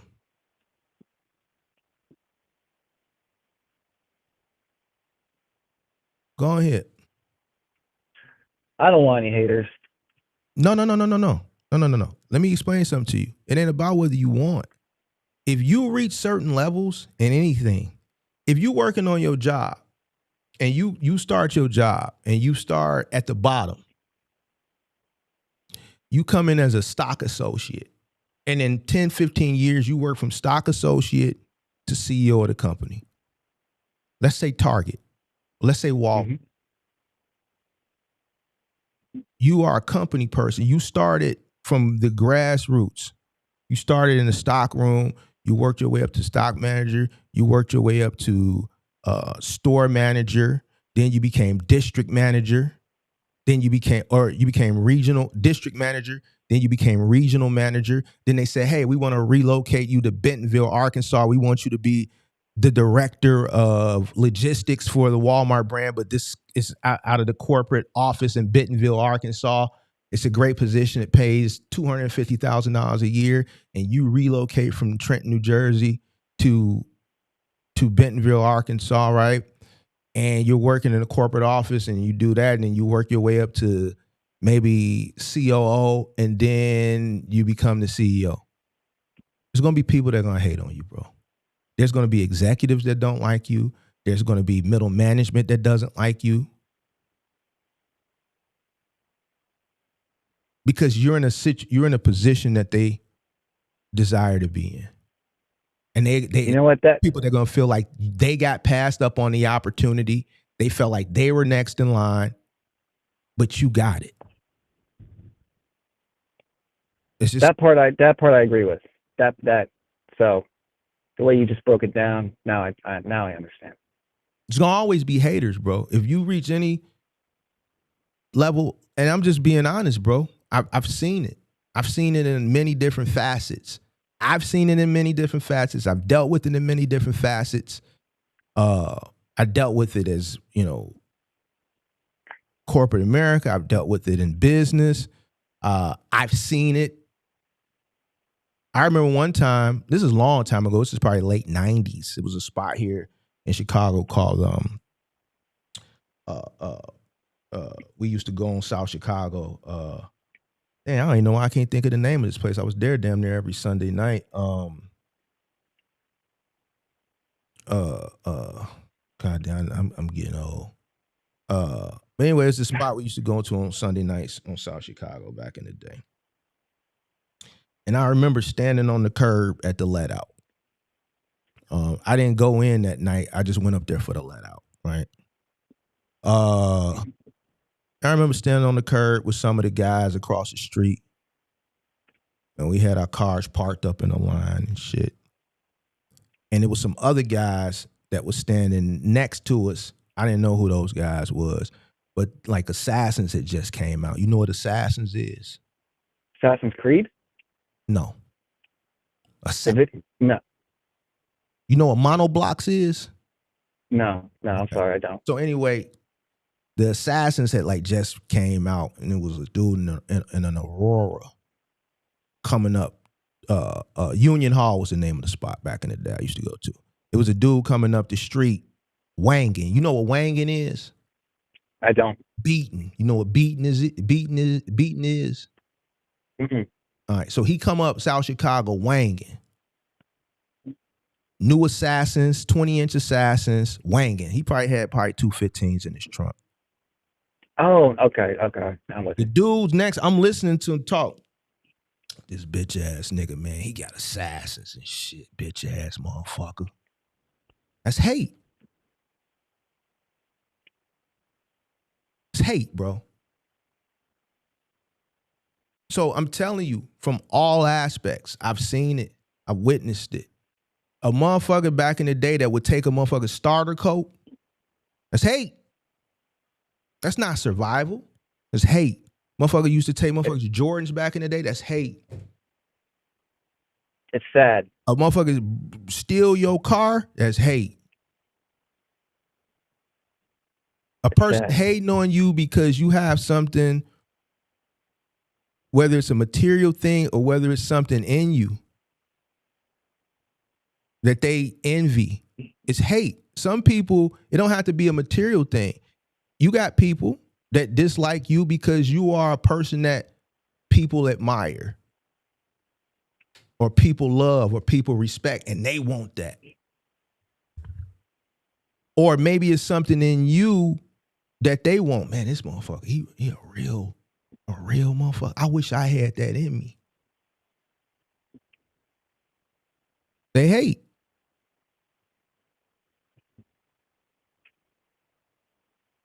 I'm with you, Mark. It's sad, So but I'm with you. it comes with it, bro. You got it's not something you can avoid. So some people don't need levels of success because what come along with it, they might not be able to handle it. I'm with you on that one. You see what I'm saying? And depending on where Yes. you at with it,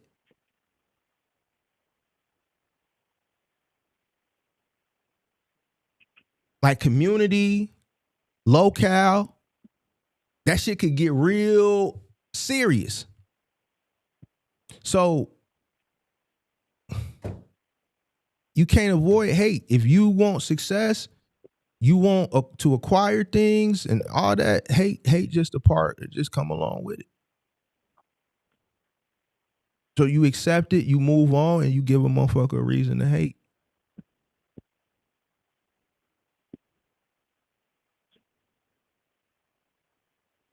Well, I just want to call up and say hi and, introduce myself properly to you. Man, Not troll. deep for you. It got too deep, didn't it? Got too deep, didn't it? Yeah, you know what, Mark? I know you've experienced. You told me you've experienced it. I just haven't. I don't. Maybe I have experienced it, but not maybe on the same level as you. So I can't really compare the two.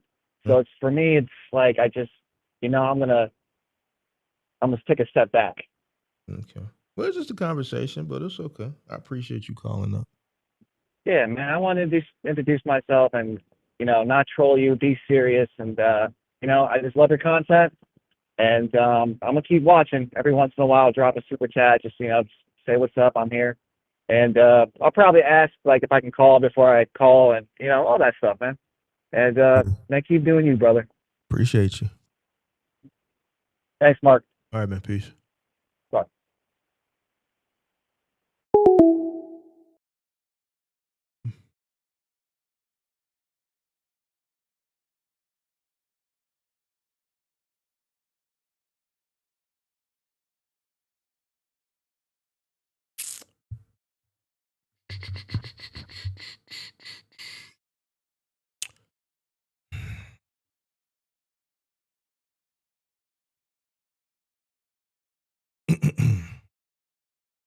Okie dokie.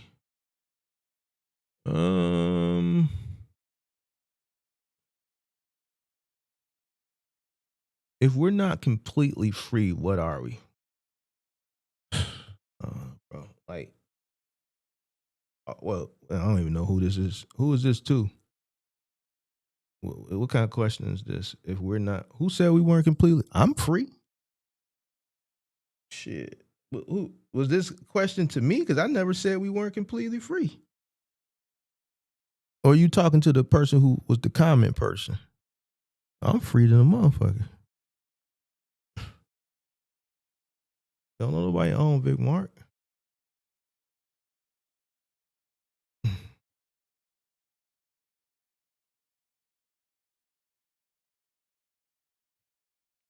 Phone line open though, man.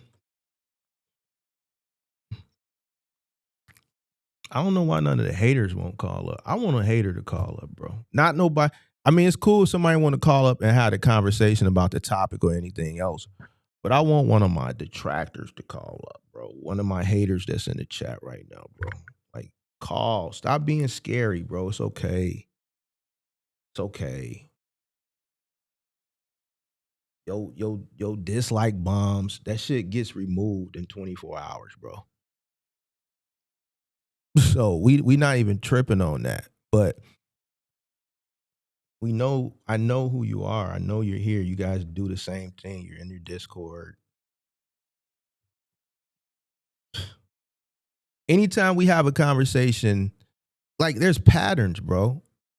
This is how silly people are, bro. It's a pattern. Every time we have a conversation that revolves around like some type of culture or the word slavery or a topic that doesn't even have anything to do with a certain group of people, it bothers them, bro. Why can't we ever have anything to ourselves? Why?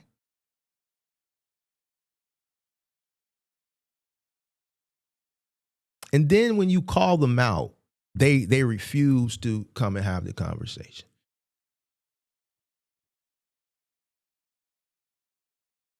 And this is why I don't respect it. I don't respect it. A group of cowards in a Discord.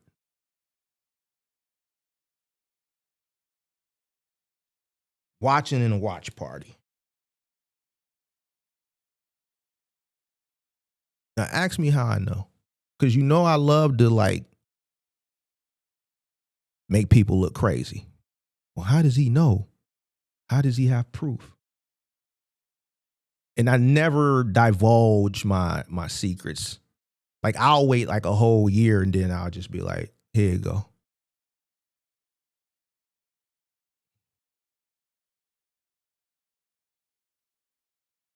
So instead of sitting in a Discord, just come holler at me.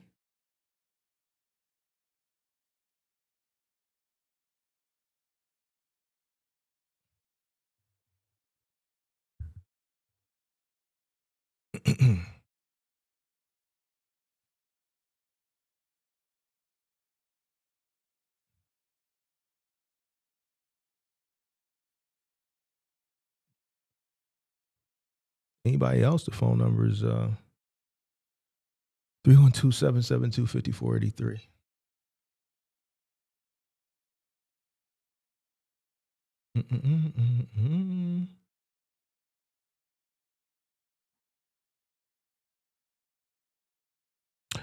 You said that's true.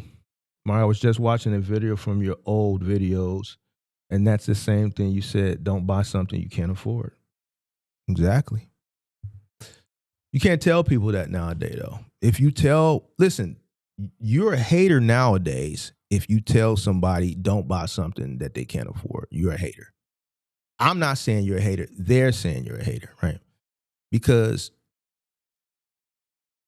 in today's times, you're raining on their parade. You're stopping their joy. They'll deal with that shit if it comes or when it comes and all this goofy ass shit people say now. I'll figure it out. I'll make a way. Bro, check it out. You know how many people in real life I know last year got their shit repossessed? A few of those people didn't even have a car for a year.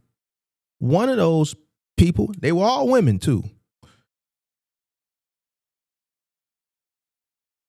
didn't even make the first payment. You know, when you get a new car, you get 45-day grace period before the first note is due. Missed the first note, missed the second note, you up for repossession. Never made a payment.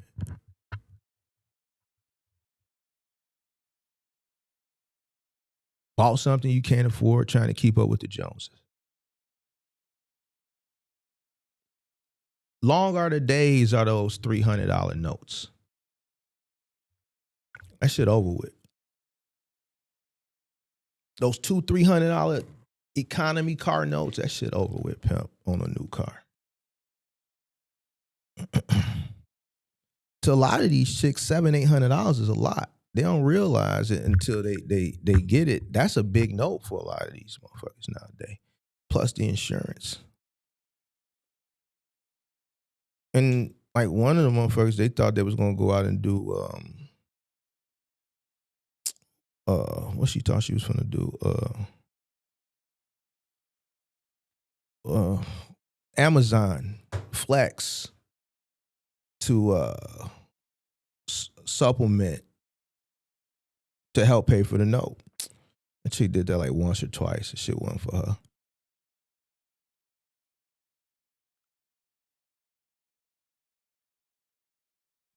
You go look at cars on the lot now versus like back in the day, they really don't have stock model options. Why? Because people don't want stock cars no more.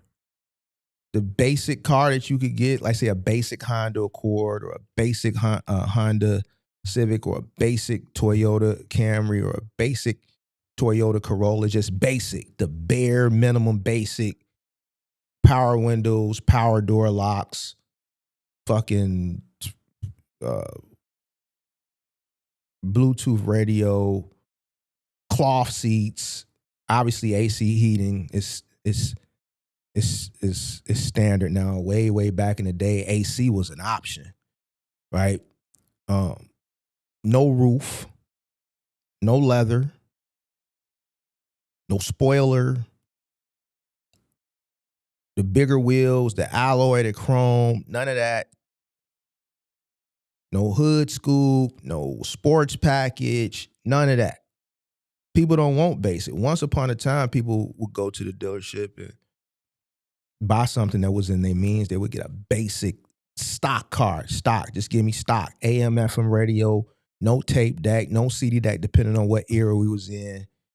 Heat, AC used to be like an option way back in the day. Like you AC, oh, I want AC. No sunroof. Not no more. Everybody wants something. They'll get mixed vegan leather and cloth. Gotta have a sunroof. Gotta have a moon roof. Gotta have a full roof. Gotta have some type of sports package. And each option obviously increases the cost of the car, which increases the cost of the note.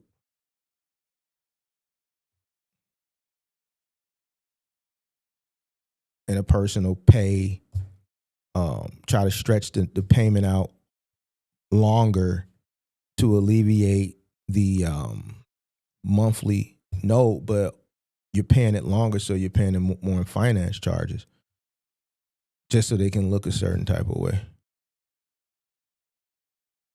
So, and then they get themselves into these situations.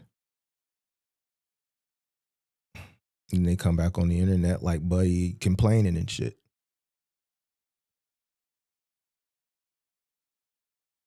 You said you went out and bought a 99 for cheap just to avoid the note.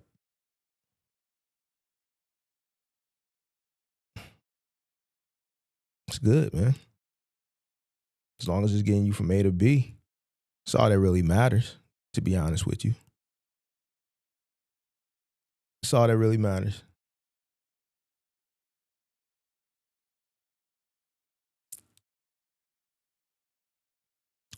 We gonna get any more callers, man? I got 30 more minutes.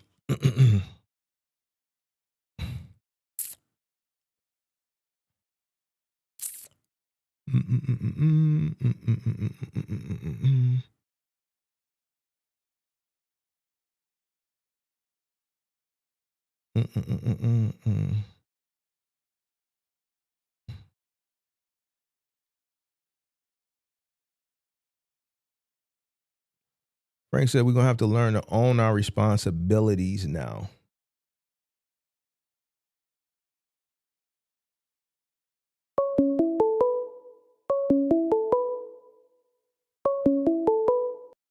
Hello. Hello, Mark. Yeah. What up? Hey, how you doing, man? What's going on? I'm doing good. My name is Mark too, brother. What's up, man? I'm doing good. I started a box truck business a couple months ago. Mm. Um, but everything's been going good. I had did my business plan and everything, but I'm having a one bit of an issue. Oh. And for me to explain the issue, I got to explain to you the business plan. Give Mhm. me a second. So when we came in, before we came in, the plan was to. I'm in Florida, right? And Mhm. I live in Miami. So my plan was for my 26 foot box truck was to stay local because I understand that the box truck is not really meant to be going OTR. It's meant to just connect A to B and go back and forth. So what our plan was Hold is on, Miami. hold on. Go ahead. Who told you that? No, no, no. Nobody told me that. It's just that's how I feel how I want to run my business. Not No, even no, feel. That's how I you want to said run my my business. understanding that a box truck is meant to be local. You said your understanding. So how did you come to that understanding?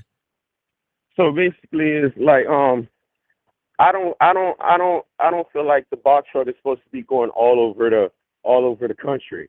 It's Why, either it's supposed to stay regional why do you or you run it local. why do you feel that? I feel that because if I'm gonna be going over the road, my expenses are gonna be high. And me, because I ran a business before, I like to be in control of That's everything. with any And if I'm vehicle, but what does that have to do with the box truck? You said the box truck. You feel like the box well, truck I is not meant to go over the road. So we're talking about why do you feel the box truck is not meant to go? well, that's exactly the reason. Well, that's my reason. That's why when I was drawing my business plan and the future, we wanted to get into semis, but I know I can't. Hold on, hold The on, semis is hold not on, in. hold Go on, ahead. hold on, hold on. Go ahead. We gotta. The box truck is not meant, meaning the physical box truck. I'm trying to hmm understand when you said it's not meant. Why do you not think a box truck is meant to go over the road? I'm not getting Well, for it. my But a box. well for my well for my business plan, it wouldn't work. I'm not saying like, oh, it's not meant to be going like you can't do it. Of course you can do it. Of course you can run it. You could do whatever you need to do to go over the road. But for me, for my business plan, I understand with the trucking, everything has to do with cost and everything is volatile. So if I could control my routes in my lane, I could control my fuel. So that was my plan for my box truck. I'm not saying that you can't take it. Of course, there's guys doing it, taking it over the road. But me, I'm somebody that likes to control what I have. So But our plan but was you said to. meant. I'm gonna have a conversation with you, but we gotta like. Uh-huh. I'm not the type of person where you could just say things and then I just Oh let them no, I know fly. what's up. I So watched you the say a show. I know box what's truck isn't up. meant. That to hmm me, I'm taking that by what you're saying. It's not meant like Then I probably just a boat is worded it not wrong. meant to be to you can't a boat is not meant to be driven on land or something like No, that. no, no, no, no, Why not isn't a you. boat? No, Why isn't a box truck meant to go over the road? I'm trying. no, no, no. Now you're going deeper into it. No, you It's said like it's we not saying a meant. car. You said it's not No, meant. like I guess it's the word that I use, but of course it's meant to. But I'm trying to like say we trying to stay in the space of my plan of what I was planning. But if we could continue, I would like to keep on going, or you want to just keep. Go ahead. All right, so my business plan was if I because I like to control things. I ran a business before, and I did it successfully.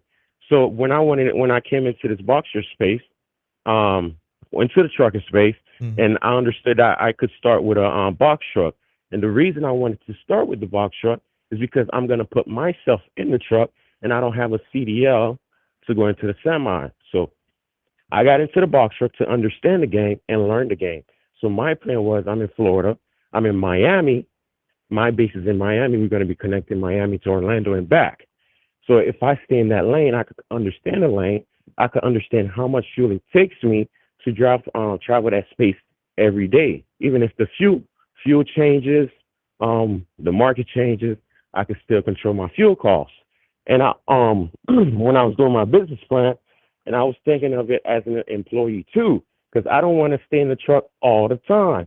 But when I do put an employee in, I don't want to have an employee quitting on me all the time. So that's why I base my plan staying basically local regional type, and we've been doing it. Now I'm gonna tell you something. When we first started our first week, and you know how the new MC thing is, it's hard to find some loads.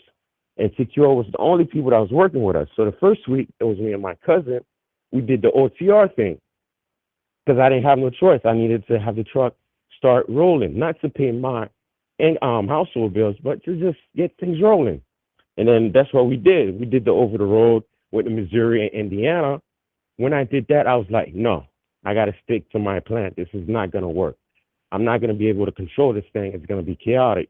Because if I feel this way, my drivers are going to be complaining and everything is going to be chaos. So we came back to the plan of doing Miami to Orlando. And the second week, we did about $1,200 in revenue. Now, I understand that's slow, but we were still new with a new MC. So I've been doing it consistently. Second week, we did about 1,500. Our miles was about 1,100. And we've been doing that this whole time consistently. The third week, we went to 2,200 because I understood, because I have a system that I'm the guy that was talking about the spreadsheet. I have a system that shows me my deadhead percentage, my fuel costs, my cost per mile. So at first, because I'm the one dispatching myself, I don't want to pay nobody 10% when I don't have to, if I have the time to dispatch myself. So my system shows me, hey, something is going on here. The deadhead percentage is too high. We're burning too much fuel. So the third week, I fixed that. I dropped it down to 9% because I stayed connected. I stayed within Orlando and Miami, and I started understanding because I was taking some loads to go to Fort Myers, coming out of my lane, and that kept messing me up. But when I stay in Miami and Orlando, I always find something. But it's working. And the third week we made 2,200. The fourth week we made 2,700, and that's with a new MC, right? But the problem I'm having is I still feel like I'm not in control of my business. Brokers are. Now I don't just accept any rate. I negotiate, and I understand I'm a new MC. I might not be able to get 250 extra, but I'll get a 50, 75, $100 extra. I just make sure that the rate that we're starting at is going to cover my base, my cost, my CPM. And our first month, our CPM, since we ran that first week we did over the road, it kind of dropped my cost per mile, right? It was at, I'll say $1.20. And then once we started staying local and I started dropping our deadhead percentage, we went up at $1.47. That's including our maintenance reserve and stuff like that. So the only problem I'm really having, that's why I started watching you. I need to be able to be in control of the business. I can't let other people control me. If I have other people control me, not saying that, oh, I want to be my own boss or anything, but it's my business. I want to be able to control my revenue, be able to control what's going on, be able to understand that today, this is what we're going to make. That waking up and looking at a load board is chaos. I agree with you 100% on that point. So I came to you, and I see that you mentioned in the 3PLs, the home deliveries, and I knew about them, but I never knew how to get in. So I started watching you, and I watched a video that you mentioned that you laid out the blueprint, and I need access to that video. Mm. Mm-hmm. I'm gonna get there in a minute. Give me a second. Okay. Hey, Sage, you see how I just played that move on you?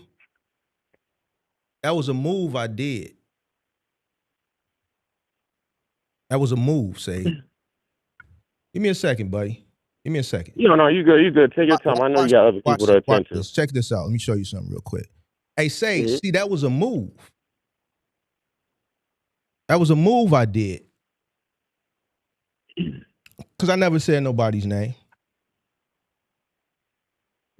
And if you wasn't watching, you wouldn't have said what you said. I was told that I needed to show up to pay the rent. I guess I have been living rent-free in here. Who told you? I never said your name. So that means your Discord is watching. Your watch party that you're doing. I never said your name.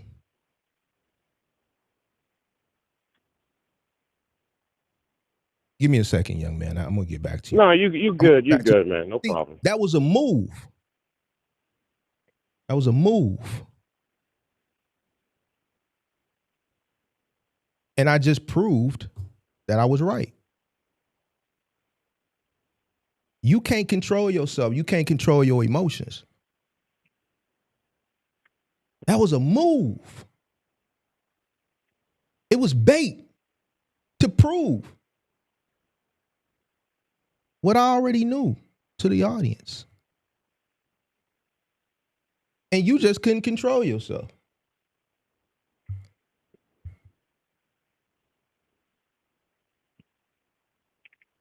There you go. There you go. There you go. That's what I'm saying, bro. Like, I'm different.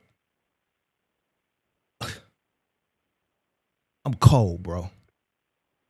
Man, you gotta be. You gotta be. Y'all gotta stay where y'all at with it. I'm one of them guys. I'm one of them. I'm cold, bro.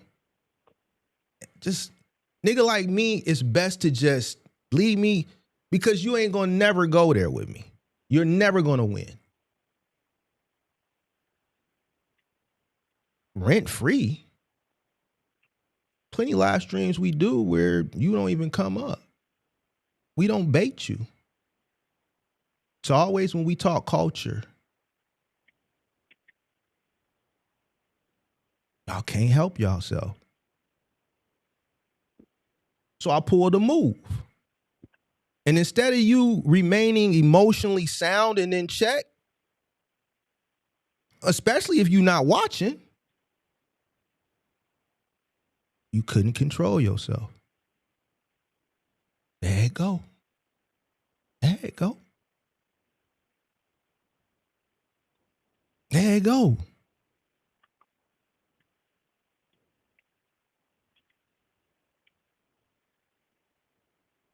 There you go.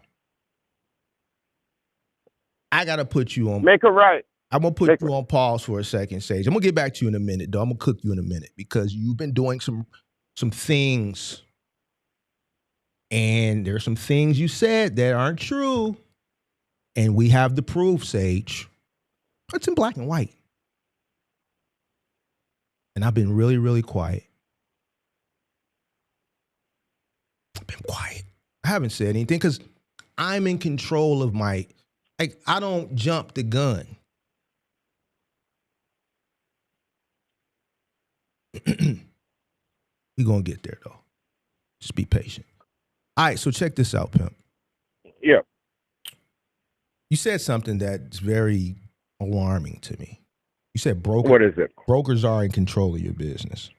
No, when I say brokers are in control of my business, it's based on being a new MC. Once you're a new MC, you kind of have to play by the game. But since I know my cost, listen to what you're saying, bro. I would never say these things. Like, this is what I'm saying. This is like part of like this slavery shit, bro. Nobody's in control of business, bro. You're in control of your business. If you allow someone to get control of your business, then that's on you. But a broker doesn't control your business. Why do you think? Can I ask you? Could I ask you something right quick before you ask me that question? Go ahead. When I say in control of the business, what do you think I mean by that?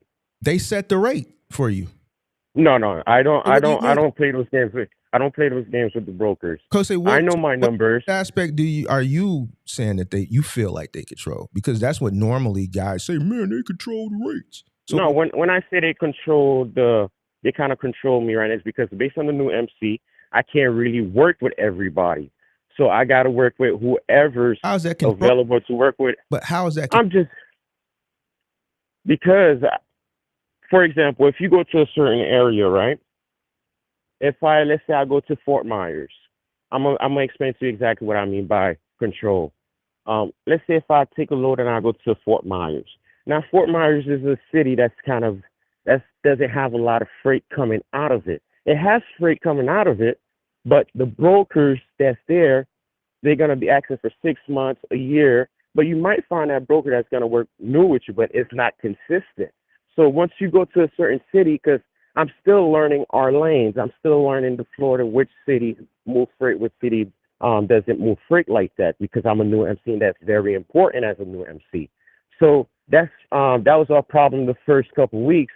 But once I started I gotta cut you off because this is gonna be too this ain't got nothing to do with what you saying. It's the second time you done said some stuff that don't make sense. How does a broker control your business? These are the words that came out your mouth. You said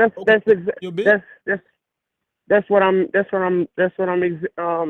mean when I say by controlling it. How? Not controlling, I have like full control, or they set the rate or not. Hold on. Word like you said. I guess I'm using the wrong wording. Don't nobody control. If I don't want to do business with you, that I don't mean I'm controlling your business. No, that's exactly. I know me when I'm calling a broker. I know my cost per mile. But this is what you listen. Because it's the second you done said some shit, and I'm just like, bro, what are you talking about? Just because a person don't want to do business with you, don't mean they control your business, bro. I don't have to do business with you. I don't have. No, you don't have property. To. I don't have to sell you this car. You don't have to sell you this stock. Mm-hmm. That doesn't mean I'm controlling your business. I just don't want to do business with you. And I have the right not to do business with you. That doesn't mean I'm controlling your business. Okay, yeah. But I guess I'm using the wrong. I was using the wrong word. We can't jump past that because it's the second time you said some stuff that don't make sense. And on this channel, you're gonna check me everything. Yeah, it's cool. I just If we're having a conversation, you're saying shit that don't make sense, and I don't stop you and have the comment and explain to you why it doesn't make sense, you're gonna go say it to somebody else, and you're not understood. Somebody controls your business. You control your business, but a person does not have to do business with you. And if they choose not to do business with you, that doesn't mean that you're under their control. Understood. And that's something I understand too, but I guess it's just the way I'm wording things, and it's probably taking things out of proportion. But when I say control, but we do know our cost per mile. We do know what we move for. I don't take rates that's below that. I make sure I negotiate. I make sure I'm at where I need to be at to make profit and everything. Go ahead.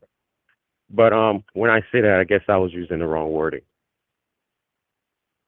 Yeah, and so now I'm just confused on what's the problem you're having, because you're talking about brokers and. So let me explain the problem. Yeah. So the problem is not the brokers. That's not the really problem. The problem is for me is so I want to be able to control my business, and the OTR thing and going up and down. I don't see where I could keep that consistently going. Without aging my MC properly. And the 3PL, it's more interesting to me because that's something I could scale. That's something I could control my fuel. That's something I know I could have drivers happy to do because they're going to be home at night every time. But I know there's people that do OTR. You can find a driver to do OTR. But to find somebody that got that dog in them that's going to be out there 3-4 weeks, it's a high percentage chance that you're gonna find somebody that's gonna want to run local and do their job, even though if it's hard work. They're home every day with their kids. They're getting paid good. So I'm not thinking about just myself as an owner operator. I'm thinking about the future also. So that's where I wouldn't say it's like a big problem. I just want to make sure I'm steering in the right way. And the 3PL, that's something I want to get into. And I've been doing my research, RXO, CJ Robertson, JB Hunt. What I do is I go on LinkedIn, I look who's in charge, I try to find the email, I email them, I call them and everything. And I'm just wondering, is there anything that I could do better to get my foot in the door? And I understand it's hard work, which I'm willing to do, because even though we're running on the load board, we still get loads where we got to do hard work. You still get white glove delivery. Just apply. And we still, go ahead. Just apply. You want to get your foot in the door, just apply. Yeah, I've been applying. I was just wondering, is there anything else more that I could do to get in the door? Because I do everything. I apply, I email, I do everything. I just want to know is that all we have to do? Just stay consistent, which I will stay consistent. Or is there more that I could do? There's hiring for contractors to do home delivery. Yeah. Okay, I know RXO is in my market because it's Florida, Mm-hmm. Miami. We got a pretty decent market, so I Mm-hmm. know we it's a lot of deliveries moving around, and I'm not scared of work. I came from Haiti. I work. How you doing? I came from Haiti. I work myself. I built something for myself and my family, and that's why we're able to go into the trucking and take our time with it and not rush anything. Because I've been planning on doing this for about 6, 7 years, but I wasn't ready. I was too young. I would have messed up everything. How old are you now? I'm 27. Still young, but Still young, but I'm way more mature, man. Because I'm way more mature. well, yeah, you Like just gotta. before I even got into business, I set my family up Mhm. to where because I have a son and I have a wife. Our bills are paid for. They are taken care of. So if I do fall on this, they won't get hurt. Okay, so yeah, you just gotta apply. I mean, if you want to do home delivery, just apply. That's how Yeah, you because get I your, feel with the that's how you get your foot in the door. yeah, because I feel like with the home delivery, that's something you could control and you could scale properly. And you could You can control anything.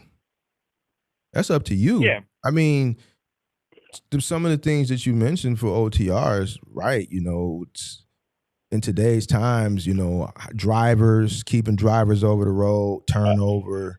Yeah, it's all true. Listen, I had my cousin But start with me, brother. he couldn't even oh, but he couldn't even stop. even in Final Mile, Mhm. same situation. I had a Zoom call with a 3PL the other day. Mhm. A lot of I do a lot of consulting to, like, I really don't coach and mentor. People always say, "Man, Mark, why are you on mentor?" Because I talk So to you marked the mentor. no, but see, here's the thing: Uh-huh. value is what a person is willing to pay for something. And Correct. before I started creating content, it was the pandemic, right? I wasn't creating content in the height of the Mhm. pandemic. I was still working. Um, but the individuals who were selling mentorship and coaching, they set the value, but they set the value with all the wrong people. So by you creating the value, right? And I'm Mhm. way more advanced and way more experienced than the peers, and you're Mhm. paying them this amount than I charge here. Yeah, you got to Now, double your hold price on, hold because on, hold on. you're. I'm smart Mhm. though. Mhm. I know people can't afford here. I know the reason why people were able to afford here to the wrong people is because uh, BS in there with them. they were given a infusion of capital due to what was going on at that particular time. But that Mhm. doesn't negate that you paid these individuals that, and that doesn't take away from my experience. Yeah. So now I know that, my value is here based on the market. But I know that Mhm. the average person can't afford here. So instead of me building out something at this price point where I know people can't afford it, and then after doing Correct. the content, I say, I don't want to deal with these motherfuckers. No way. See, Big Mark gonna keep it a buck with you.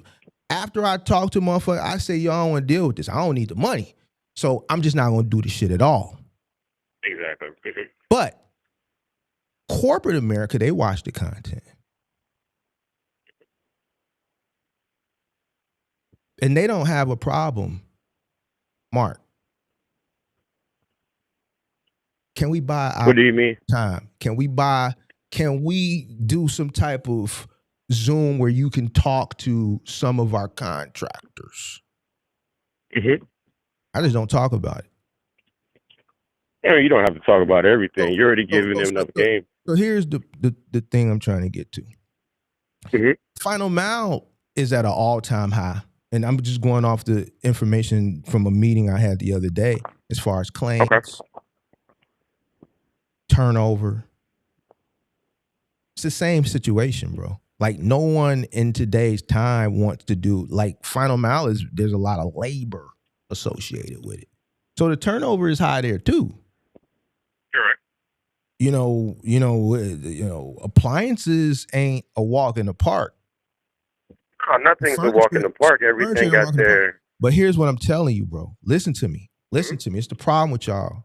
Y'all don't listen. We're in a different time period. You're going to need people. And I'm not trying to tell you don't do it. And this is where people get upset. They think I'm trying to tell them not to do it. No, what I'm telling you is what you're going to deal with so you understand what you're getting into. Mm-hmm. It's I'm challenging here. I'm listening. finding people to do this type of work and keep them. You got to keep the people. Sure. There's a reason why claims are at 30%. This is the highest they've ever been. 30% callback in claims for final amount is high. There's a reason But why. don't you think that's due to some of the owners or contractors are not training their people properly or taking Training the is time? one thing. Mm-hmm. Integrity. That's another thing. Right. That's probably bigger than training. Time period. I'm looking at guys on Instagram. There was one guy that I've been watching and keeping an eye on. I've been seeing, and I'm just like, this dude is going viral for fucking carrying this couch. Sure enough, he did a video. Ashley Furniture, somebody told on him. Or Ashley Furniture got a hold of his content. They fired him. He did a video. He went viral for carrying this sofa, one sofa on his shoulder. Sleepers, all this shit. And it was only I knew it was only a matter of time before the powers that be found out. Mm-hmm. And they fired him. So you got people like him. I order a sofa, $2,000, and this is how you deliver my shit. This is the representation of the individuals that are doing this type of work today. Lack of integrity for people's shit, lack of care. If you got a lack of care for the item, you got a lack of care for the home. But lack of care, that's something that comes from home too. Listen to me, bro. Mm-hmm. 30% callback and claims is 30%, bro. Mm-hmm. It's high, bro. No, it's very high. Industry-wide, it's become a problem to the point where people are willing to talk to me. Because corporate America doesn't understand this. Executives ain't never really did this type of work. Communicating with y'all little motherfuckers now is like, they don't, the type of motherfucker that do this type of work,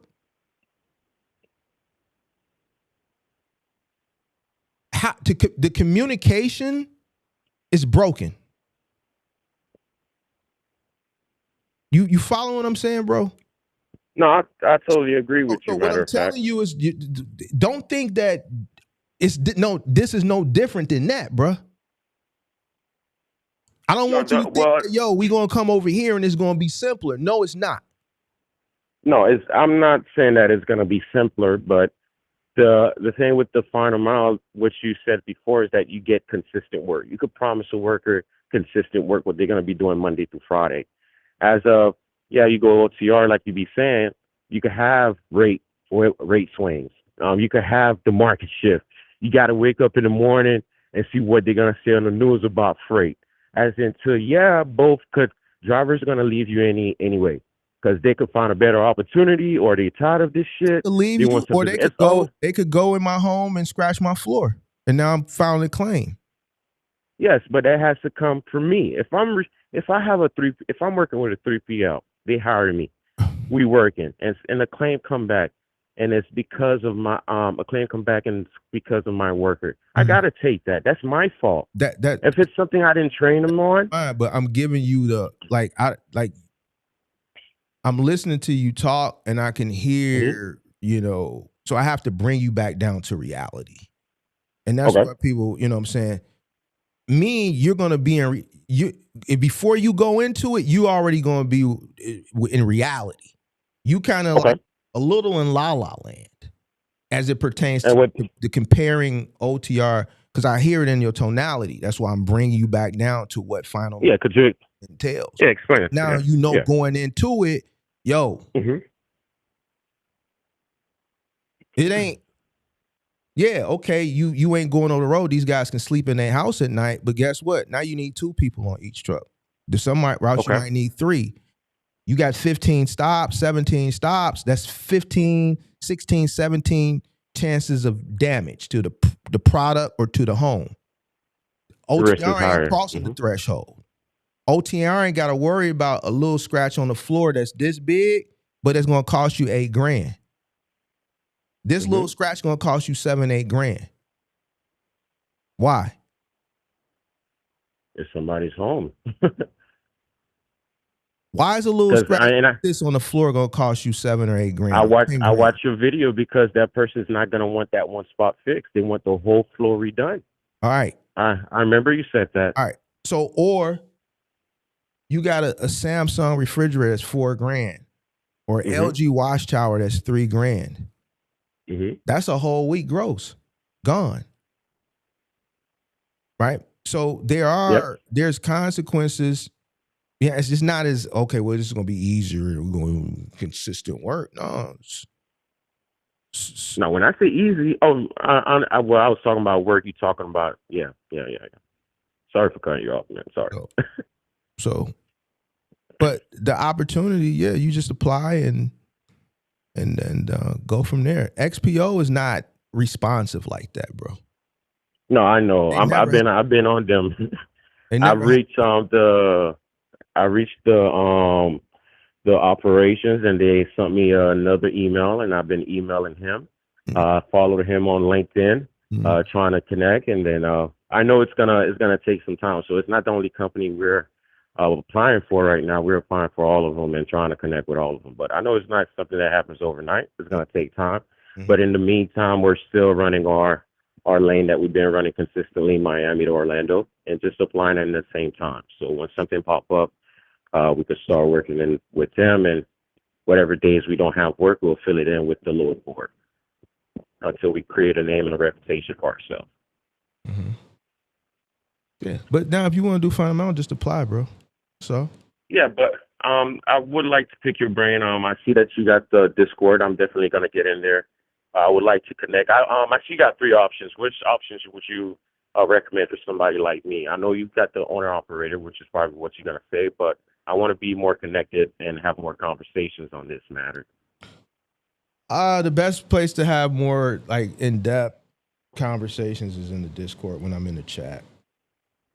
Okay. Which program would you recommend? It don't matter, bro. Whatever you want to do. I really appreciate you talking to me, bro. I'll connect with you on Discord, and we can move forward with this. All right, man. If possible. I'll be in there. All right, no problem. Appreciate you, Mark. All right, bet. All right.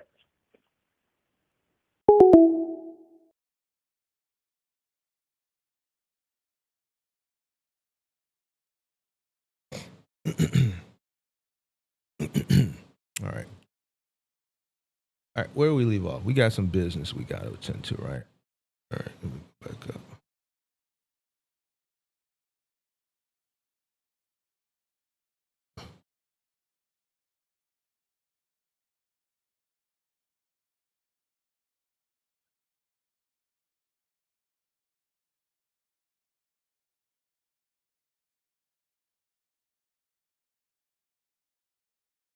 I was told I needed to show up to pay the rent because you was already here. You already here? We know when you're here. Every time we do these topics, you guys send the bat signal. You know what the bat signal is. Like, why do you think we're stupid? Why, Sage? Why do you think this? Why are you guys obsessed with Big Mark? Why? There's been things that have been going on with you, and I've ignored them. You tell me one thing about an individual, but you still allow the man to make racial epithets with my name in your content. Now, I know you're going to say that's a lie, but you know Mark never throws nothing out without proof. I may not show you the proof right away because I may continue to allow you to negate it and build up this whole thing. And then that's why I just dropped the receipts. Because I like that whole the theatrics. I like to build up the momentum and the hype. Because then people like, man, Mark, you ain't got no receipts. You ain't got. But I think at this point now, Mark, no, if Mark throws something out, he got through. I think I've done enough of this that people say that know now that if he say it, man, Mark, he always come with it. So I can't pull that move no more. They know if I say it, I got it, I got it. You dig what I'm saying? But you've been allowing people to the same individual to make racial epithets toward Big Mark. Yes, you have. And I've just not said anything. No, I haven't. Why? Because it's not really a big deal. But today, I'm trying to present something, and you guys want to come over and do your little thing that you do, which is fine. So I said, all right, we'll throw a little bait out. And then you come in and you say this. You don't realize what you put, how crazy you make yourself look.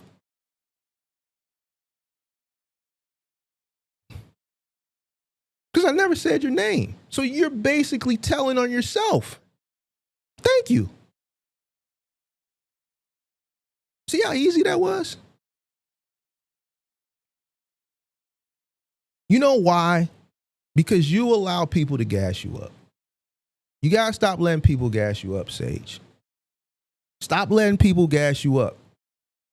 You let them gas you up with the whole Middle American thing. Oh, it's a slur. No, it's not. I call black people Middle American. It's not a slur. You're Middle American. You let them say it was a slur. You let them people pit you against me. I told you then, I didn't have any issues with you. You allow these people to make racial epithets towards me, and you're still doing it. Now say I'm lying. Just say it. Say it. Don't fall for it, Sage. Don't do it, Sage. That's what they're telling you now. Don't go there, Sage. Don't fall for it, Sage.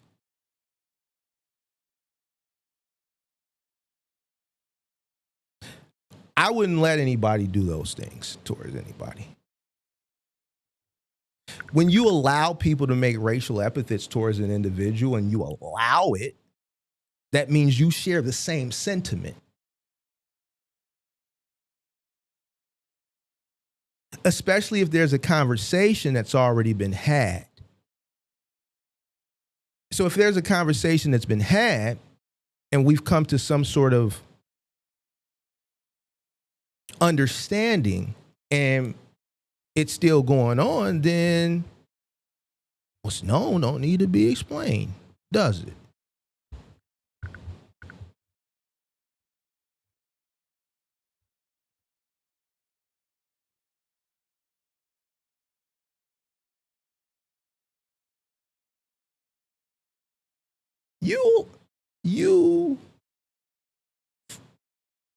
You could have not said nothing. And you know what, Sage? I don't watch your content on everything I love. I don't watch your shit. I don't. I swear for God on everything I love. You allow people, see me, I'm smart. I know people play the game. I don't let anybody influence me to do anything or say anything. But if something is sent to me and it's black and white, then I can't negate that. I don't go off he say, she say. But a black and white thing is different. Right? If you say something about me on your channel daily, I'll never know it because I don't watch your live streams. I haven't watched your live streams in 6-7 months. Right? But you guys, every time I do a cultural topic, you're here. And it bothers you guys. Nobody said your name. Nobody named your name. Nobody's named your community. I could have been talking about anybody. I could have been talking about anybody. Literally.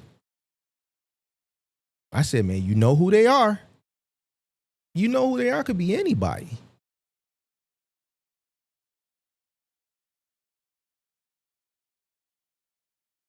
Your emotions and everything that I said without saying your name, when you came in here with this, you proved it. See how that worked?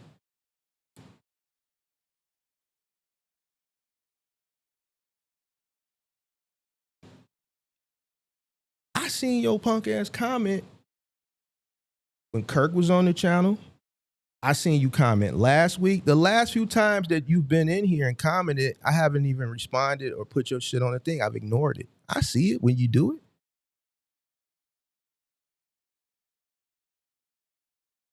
I ignore it. So you can't say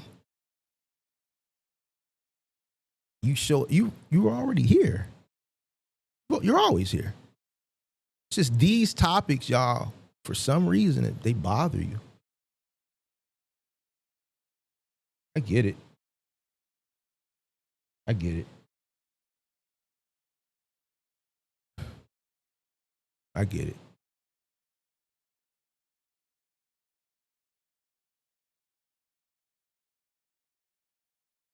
I get it.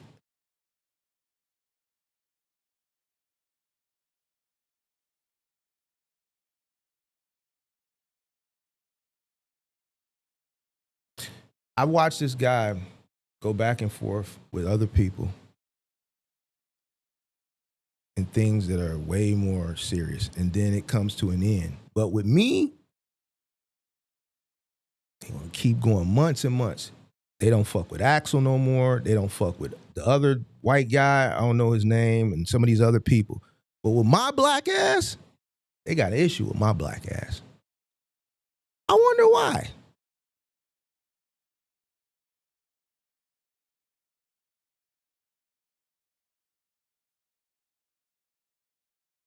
All the beefs with all the white guys died down.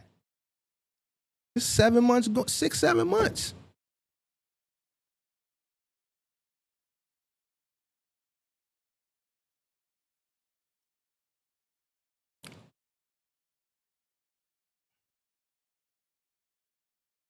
It was something put in his chat that was sent to me a couple months ago. I never said nothing. Racial epithet. Sure it was. Sent it to Big Mark. You know why I was sent to Big Mark? Because people wanted Big Mark to see it. Let me tell you the difference between me and you, Sage, you know. And I'm really speaking to you and giving you some game. I'm giving you some game. Right? You know why a motherfucker sent it to me? Because people play both sides of the fence. And this is why I say you a middle. See, I'm a real nigga. You dig what I'm saying? Me and you, we different. I'm cut different. I'm raised different. We can't walk in the see. They'll get you before they get me, because I know how to move, right? I know that went over your head, but let me say something. Motherfuckers send you something, right? Because they want you to respond to it, because people get a rise out of people going back and forth for entertainment, right? Reason I never responded to some of this shit, and I got the shit to show you goes back months, is because I understand that's what people want. And certain things just don't, it's just not pressing or bothering to me because I know what it is. I know what y'all really are.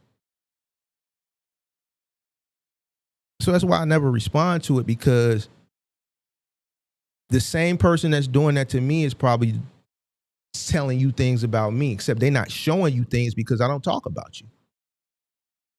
Nobody in my chat slanders you racially.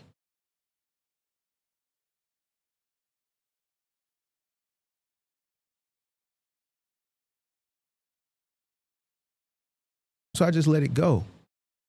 I don't go fire up a live stream and talk about you, because I know these individuals, they have ill intentions, and their intentions is to get enjoyment and pleasure out of a back and forth.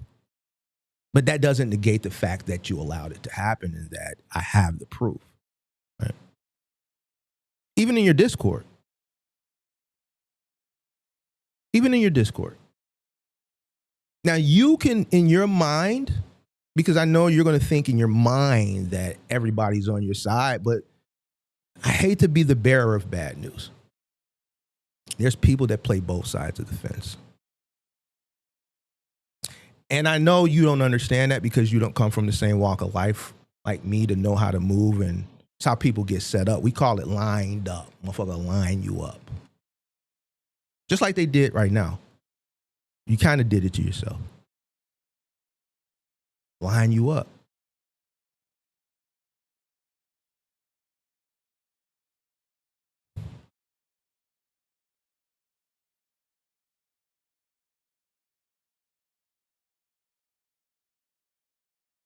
So I'm speaking to you because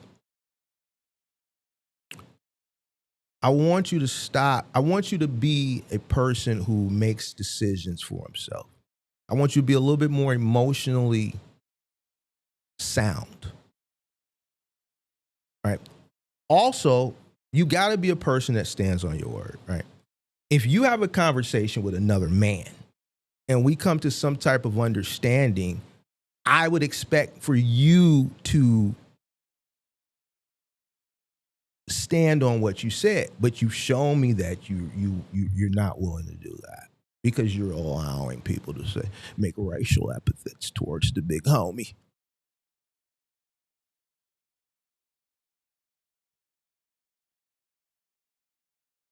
So.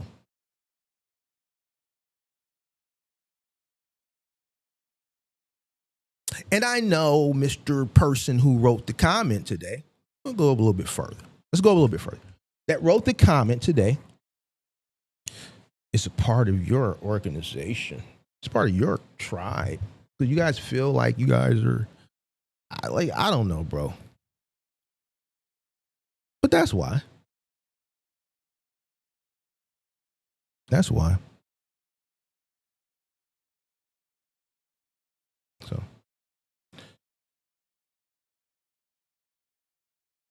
The time that you were looking for, you just got it. Stop falling for. Be a leader. See, I'm a leader. You said something a while ago.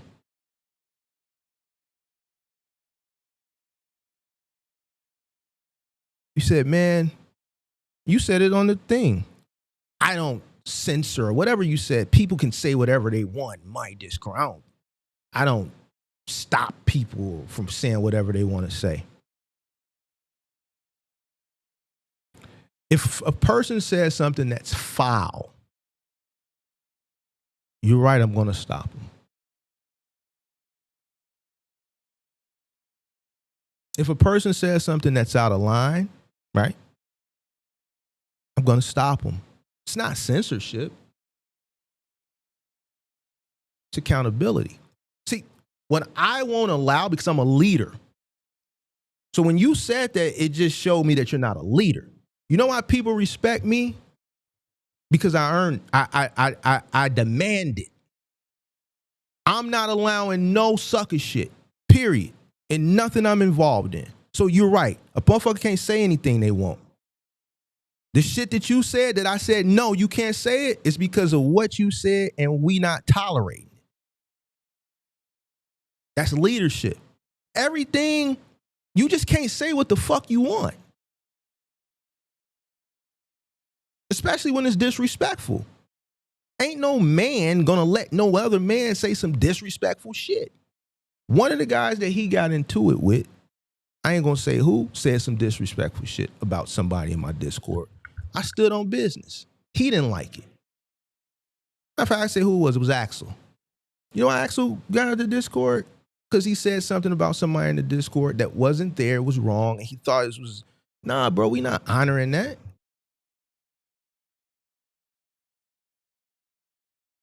He didn't like the fact that what he said ain't tolerated. So he got the fuck up out of there. Just like I won't allow nobody to say nothing foul towards anybody else, I would show you the same respect.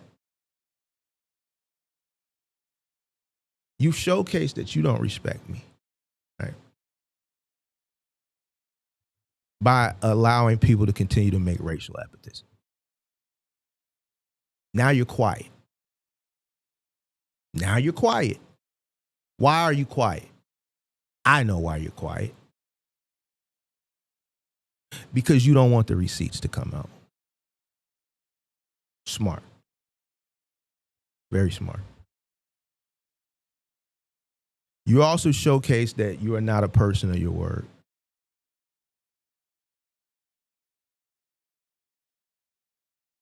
If I tell you, yo, I'm going to do something, I'm going to do it. If I tell you, I'm not going to allow it to happen, I'm not going to allow it. I got principles, I got morals, I stand on shit, bro. This is why we're not the same.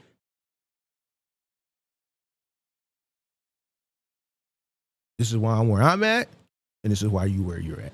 And I'm not saying that in a facetious way. By all means, I'm not saying that in a facetious way. Right?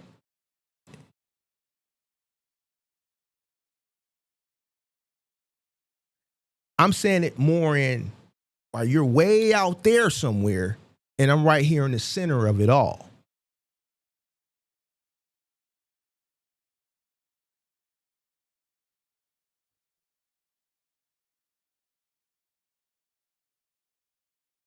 That's what I meant by that.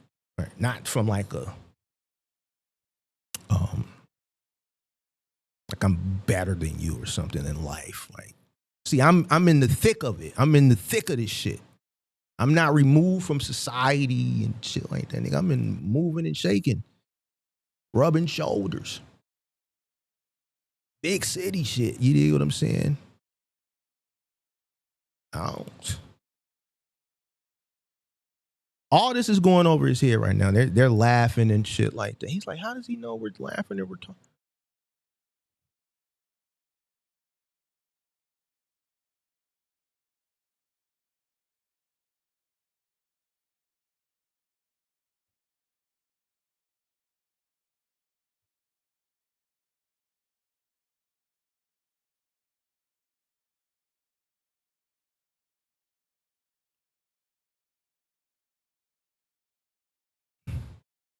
So going forward, right? Going forward,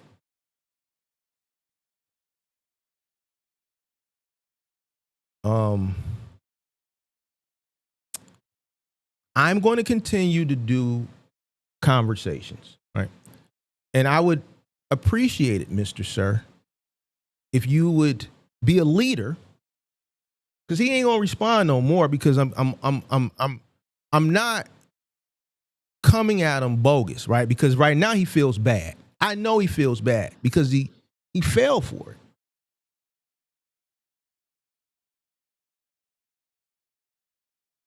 So he feels bad now, right? So he's gonna act like he's not here anymore. But we know they're here because they've always been here.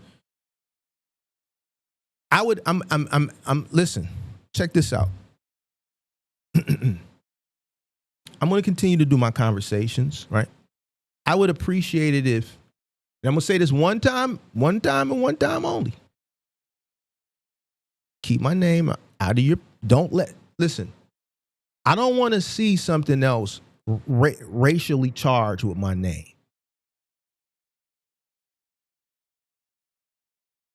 I've seen enough racial epithets past the monkey shit that you said, you wasn't going to let. But I keep, people keep sending me shit. I don't want to see nothing else.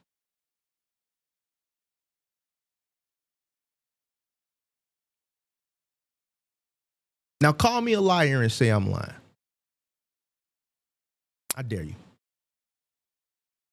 Call me a liar. I bet you won't do that.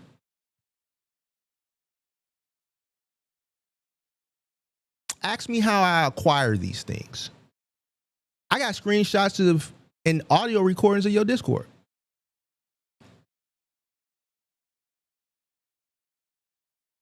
I tell you, I'm different, bro. Listen, resources.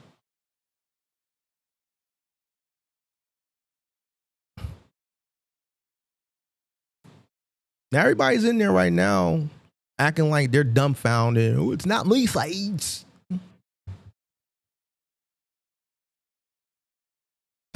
It's not me, Sage. They like, damn, this. And this is the problem. This is why it's upsetting to them, because they ain't never met a motherfucker like me. Guys that they going, because what he does is he gathers them all up, and you seen how they did it earlier this year. They try to gather up and come in here all together. Big Mark rolled dolo. Big Mark stepping on all y'all by himself. They sent the brawl. I said, you in my DM. You ain't seen her since. You know why? Because she don't want them the receipts to come out. Yeah. Oh, we talking big shit, swallowing spit today. She don't want them receipts to come out. She a married woman. There you go. There you go. Call me a motherfucking liar. I dare you. I dare you. I double dog dare you.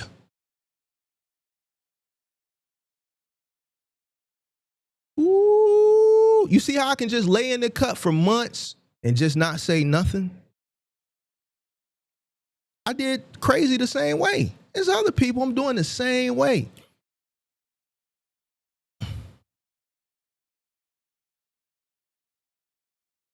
Now he quiet. Why? Because you send a motherfucker over here to say some dumb shit, and I respond to it, and y'all don't like it. I made y'all look like a fool again.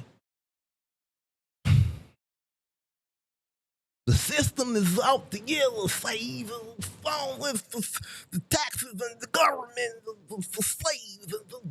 It's goofy shit, man. We don't want to hear that. We don't want to hear it.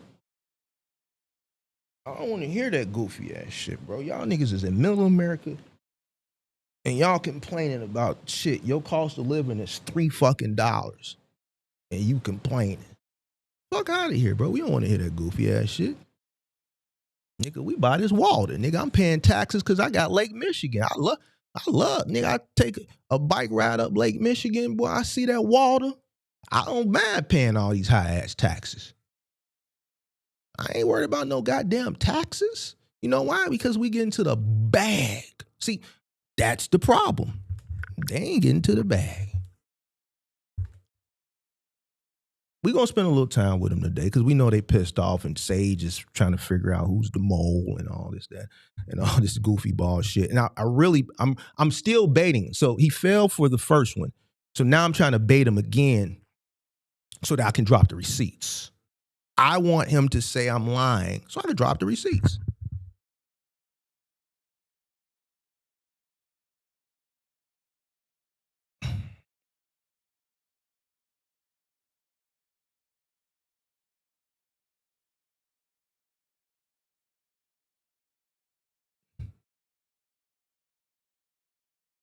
You fell for it, Sage. You let me beat you again. I beat you again, Sage. I beat you again.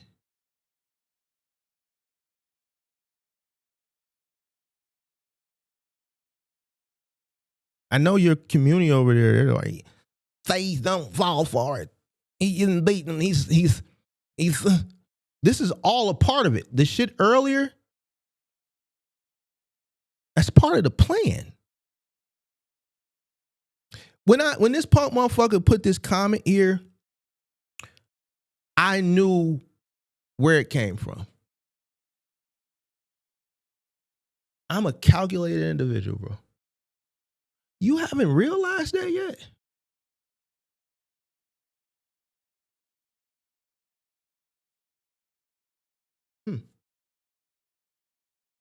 It's all part of the plan.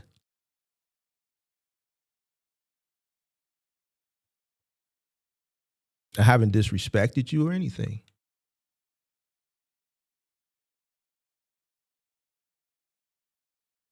And guess what? The number is still pinned to the bottom of the chat. Has he called in to have a conversation? No. Has he been disrespected where it just doesn't make sense to call in to have a conversation? No, I haven't disrespected him.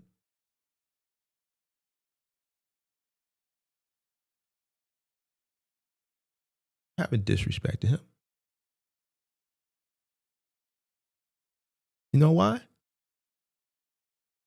No need to. No need to disrespect someone that you know how they feel.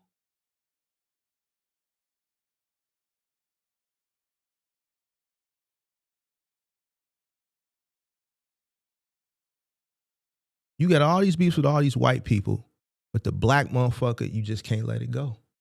Because you can't win with this black motherfucker.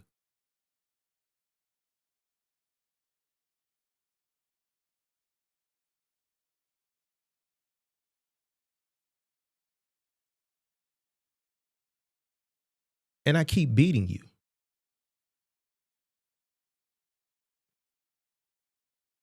The reason why you keep losing is because you have no integrity.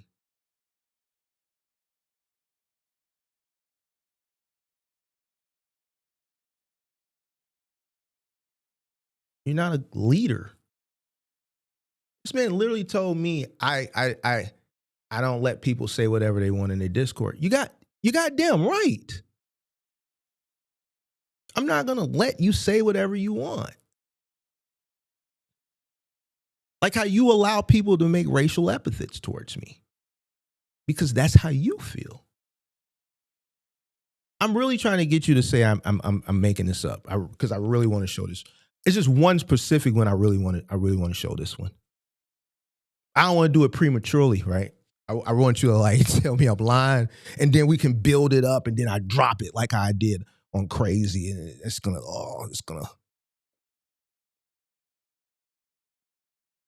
And guess what? It's from the same individual, bro. The same fucking motherfucker, bro. The same motherfucker that's gonna get your ass in a world of trouble that you're not gonna be able to get out of.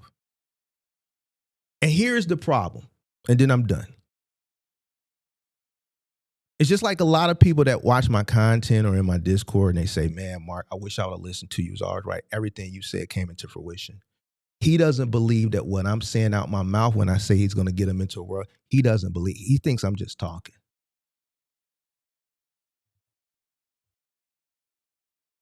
He thinks I'm just talking.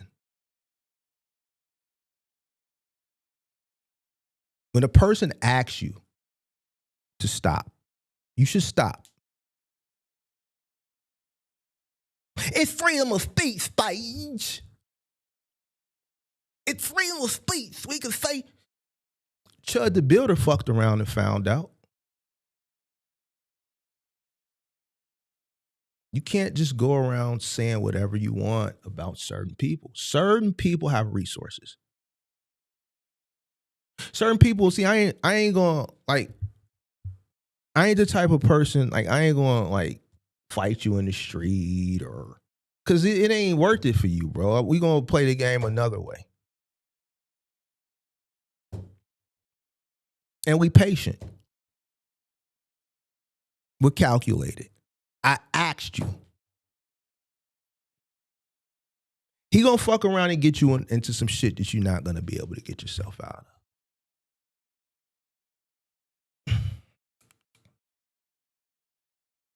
I disassociated myself with him, Mark. You a motherfucking lie. Because you're the guy still making racial epithets on your channel.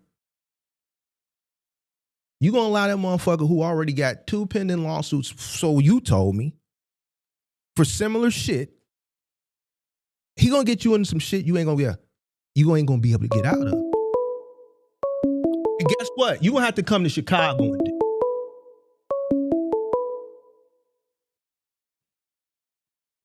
Hello.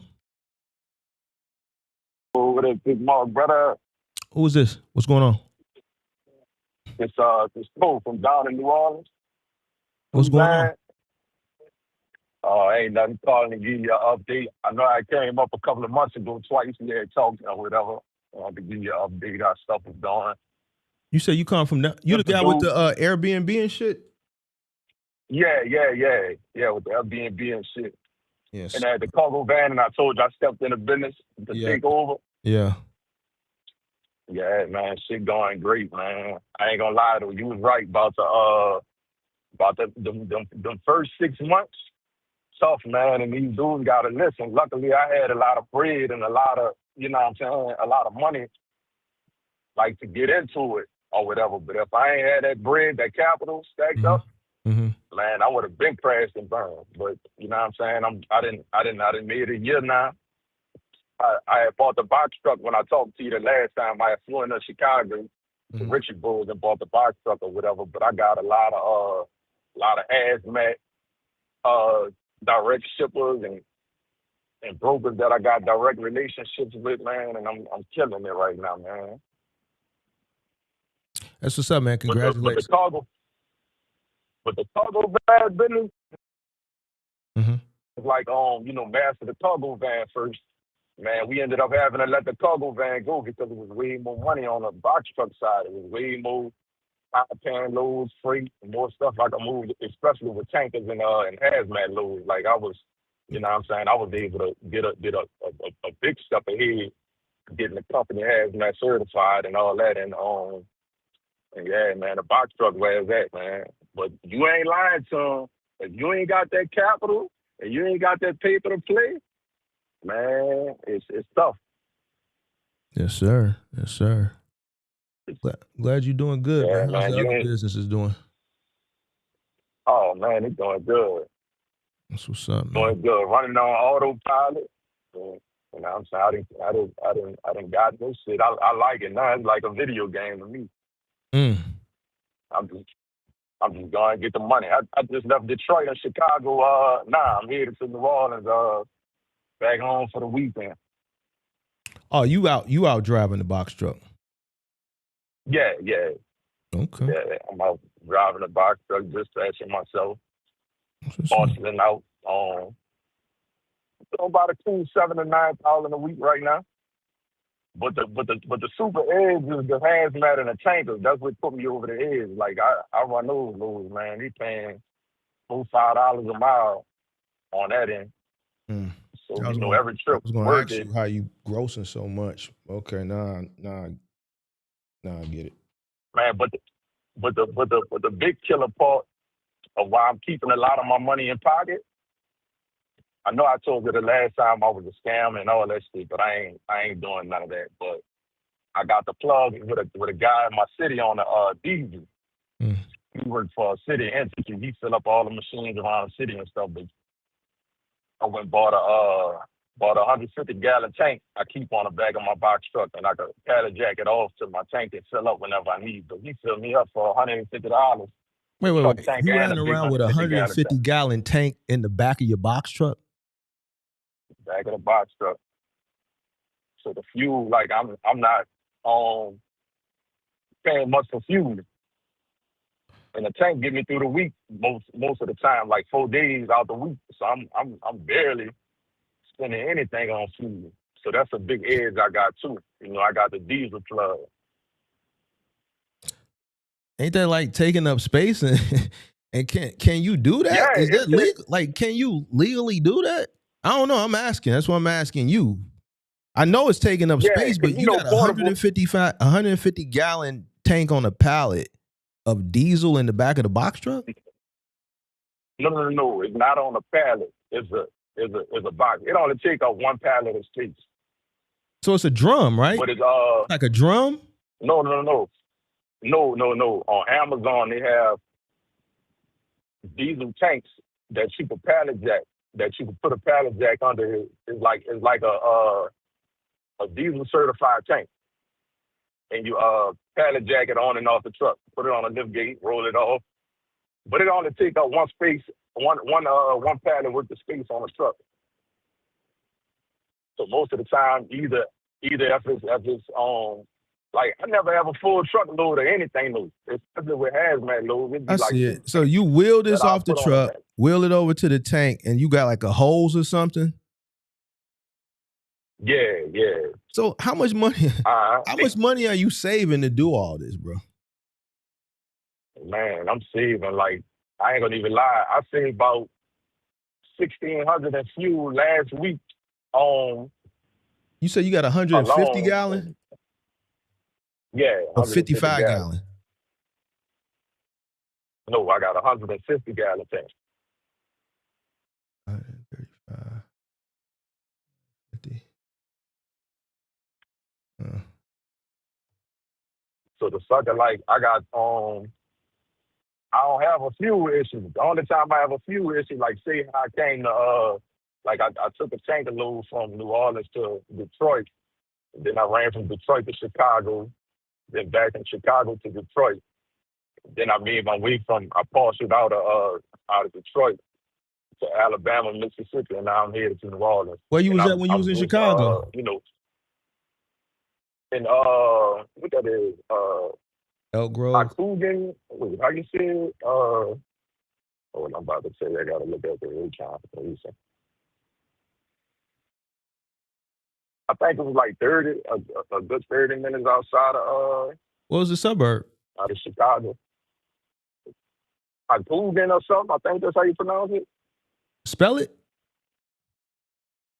Oh, I'm about to tell you exactly what it is. It was Waukegan. Oh, Waukegan. No, that's more than 30 minutes, Yeah, bro. That's about yeah, an hour, about an hour. hour and 15. Yeah, Maybe. I know it's. Man, but your market is crazy, man. I don't see how anybody with a box truck not doing it out there. Like, I'm looking at the load board every day, and I'm seeing you can run from Chicago and Detroit and back every day and really be good out your way in the See, Midwest. this goes back to what I said, bro. Like, this is, you can't come into this without no bread. Your sentiment and the average person's sentiment is going to be different. Yeah. Me knowing you, Facts. having conversations with you, and just coming from where you come from, I can listen to you talk, and I know. I think when we first conversation, I already knew what you was about before you even said it, right? So, Yeah. if you playing with a bag, you can withstand the storm. A lot of people that come into this industry, they not playing with the same type of bag that you playing with, right? So the storm, they not able to weather it. They were sold a dream that, a little bit of money, a rental truck. Then they come in, they ain't got no working capital. First thing you said is that everything I said was right. You had money to weather the storm for about 6 months, you said? A lot of the first 6 months was tough. I was watching that bank account deplete because All right. it was rough because I couldn't, not being able to get those loads on my own and having to go under a dispatcher, especially if you have the lease on, you paying 50 to 15 to 20%. But think about what you said. You got 6 months, you operated in the red. Yeah. So the average person can't even operate 30 days in the red. They immediately come in survival mode. They have minimal money to start, and that minimal money is all the money. So they come in already robbing from the business because they still got responsibilities. You see what I'm saying? Because they was misled. Right. They was misled and was sold this fucking dream and shit and all that shit. So that's why when you say, yo, you don't understand, it's because you and the people that you don't realize why they don't understand are two different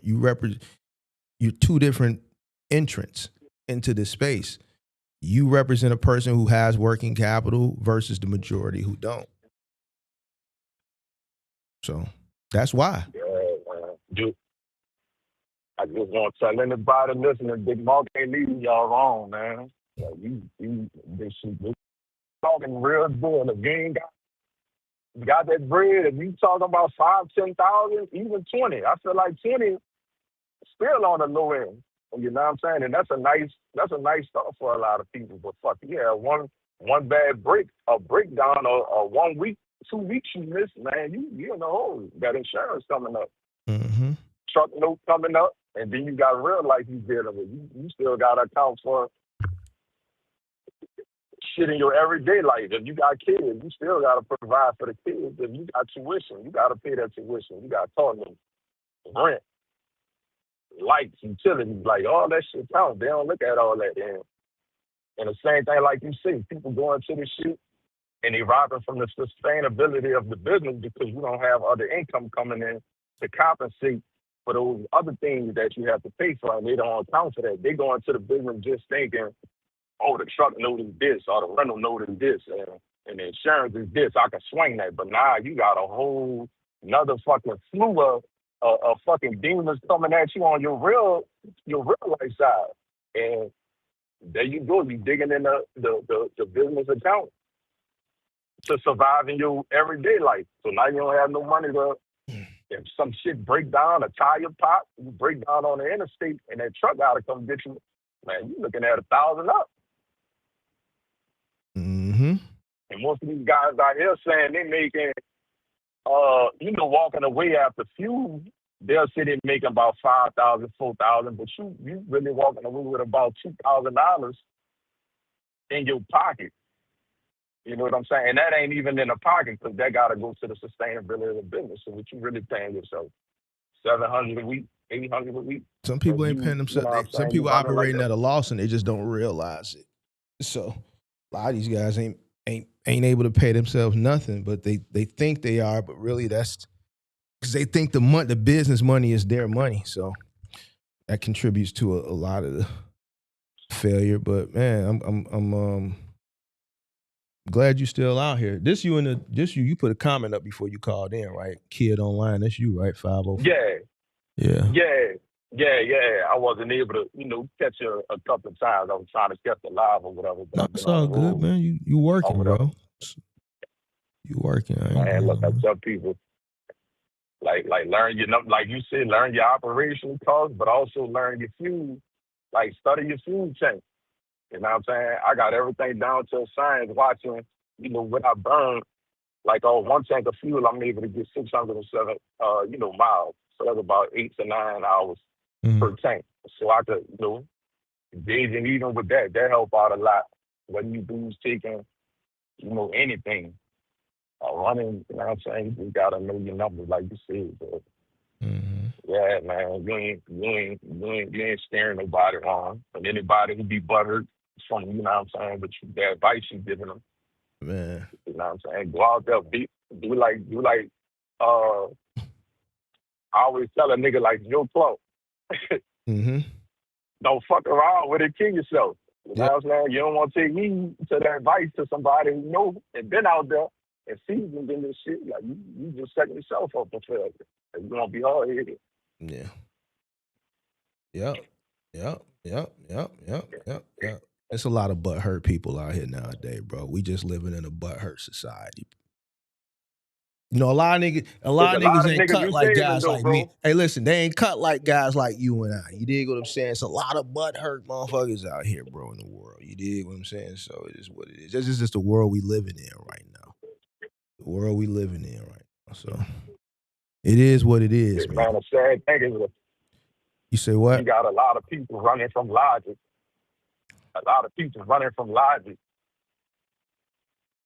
And they want to live in a delusional space.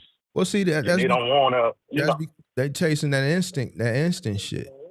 You dig what I'm saying? They chasing. Everybody want to be. They want to turn up with the gang. I mean, you in a business that you see a lot of motherfuckers. How many motherfuckers come to New Orleans for Mardi Gras, and they want to fly as Airbnb or what you got in your fleet now? I know you had like a Range Rover, a G-Wagon, right? You had like a G63. No. I got the Porsche Phantom, that was the AMG GT63. Mm-hmm. So you had the Panamera and what else? And the AMG GT63. Okay. So how many motherfuckers you probably see coming down there and that they getting this shit, but you could tell like they really can't afford the shit to rent the shit, but they down there, they gonna turn up and they gonna really go broke down there. There's a lot of them. Them motherfuckers will try to shack up 12 motherfuckers in an Airbnb. See, you see what I'm saying? Or even if they rent a car Turo, you know what I'm saying? I don't rent my expensive cars on Turo, but I got friends who do. But it'll be like 6 niggas to a car, man. Like 4 niggas trying to fit in the coupe, bro. And what's Like, the y'all look, what's the y'all looking requirement you crazy. have for your Airbnb? Max how many people? I only do a maximum of 6 And it'd be in 12 motherfuckers three in there. bedrooms. So the motherfuckers will put panels on the floor if they could. I'd be like, nah, man. Like, you know what I'm saying? The thing calls for. Now, if it's something like Mardi Gras and they paying me that big bag, Mm-hmm. you know what I'm saying? And it's gonna be a nice week while I'm making at least 4 to 5,000 for that weekend. I don't give a fuck if y'all get on the floor. You know what I'm saying? Just don't damage nothing. But even if they damage nothing, you know what I'm saying? It's covered. Mm-hmm. You know, under the protection plan. So I don't care if they even damage it. I'm gonna replace it, get some more. You know what I'm saying? Some better shit if I gotta file a claim. Mm-hmm. I had to file a couple of things to see people dogs chewing my shit. Dogs. They pay. Yeah, they'll shoot their puppies in there, lock them in the room. The dogs be done ate all the bed frame up and shit. Mm. Crazy shit, man. What's that, man? You ain't telling them nothing wrong, man. Like you was 100% right. Like when I see people get up here and debate with you, I'm like, man, I got fucking money, and I see this shit fucking crazy. You know what I'm saying? Like I came into the into this space with 70 grand allocated just for this.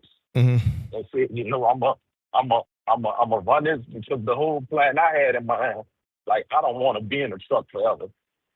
But the thing, what I wanted, like with a lot of things I do, I feel like I'm capped with it. I'm capped with Airbnb. I'm capped with the photography business, with the weddings and stuff. I only could do what I could do with that. You know what I'm saying? Mm-hmm. But I knew if I built my trucking situation, or did lease on or whatever, you know what I'm saying? Like I plan to, you know what I'm saying, like have multiple trucks on the roads and getting a percentage off those trucks without owning that truck, if that makes sense. Mm-hmm. Like I don't want to be at like I don't want to have the liability of always being on the road. I want to have trucks running, and I don't own not one, and I don't have the headache of the maintenance, the fuel, the costs, and all that. I just book their loads, and you know what I'm saying, be a certificate holder on their policy, and anything goes wrong, tap into that insurance. Mm. Man, good to hear from you, man. Glad everything going well with you, man, and keep up the good work, man. And Man, but there's one thing I wanted to tap into with you about. I'm kind of scared. Like, I don't want to say scared because I don't like that word or whatever, but it's something I've been hearing you talk about with the moving and stuff, and I don't know if I should, go that direction. man, you know what? I You know, kind of stopped if I'm talking doing, about the moving. I'm gonna tell you why. yeah. Because I feel like right now, this is probably the most desperate I seen on the ride. I'm seeing people who, when I first started doing content, it was motherfuckers going to war with me because they was just so high and mighty on fucking Amazon and OTR and all this shit. They talking about moving now. It's motherfuckers that I see,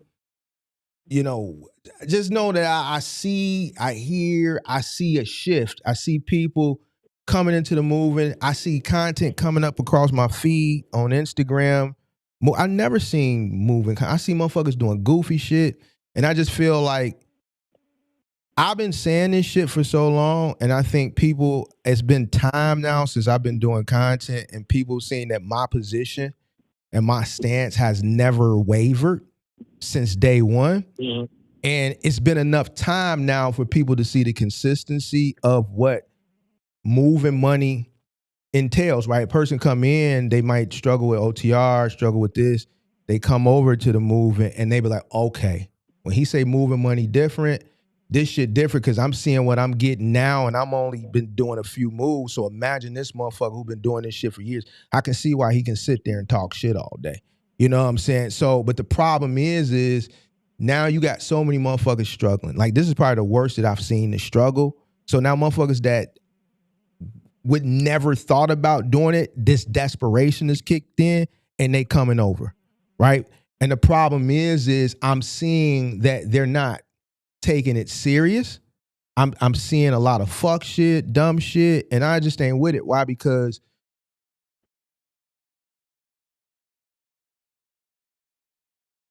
it's a very and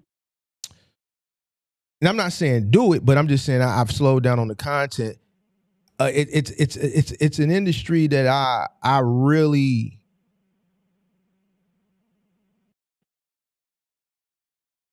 it's how it was the catalyst on how I made my money, right? That was the starting point that allowed me to make money to invest into Final Mile and invest into ownership and property and stocks and you see what I'm saying? So when I see people that are coming over out of desperation, and I'm not talking about George in particular, I'm seeing a lot of shit on Instagram and they're not taking it serious, bro.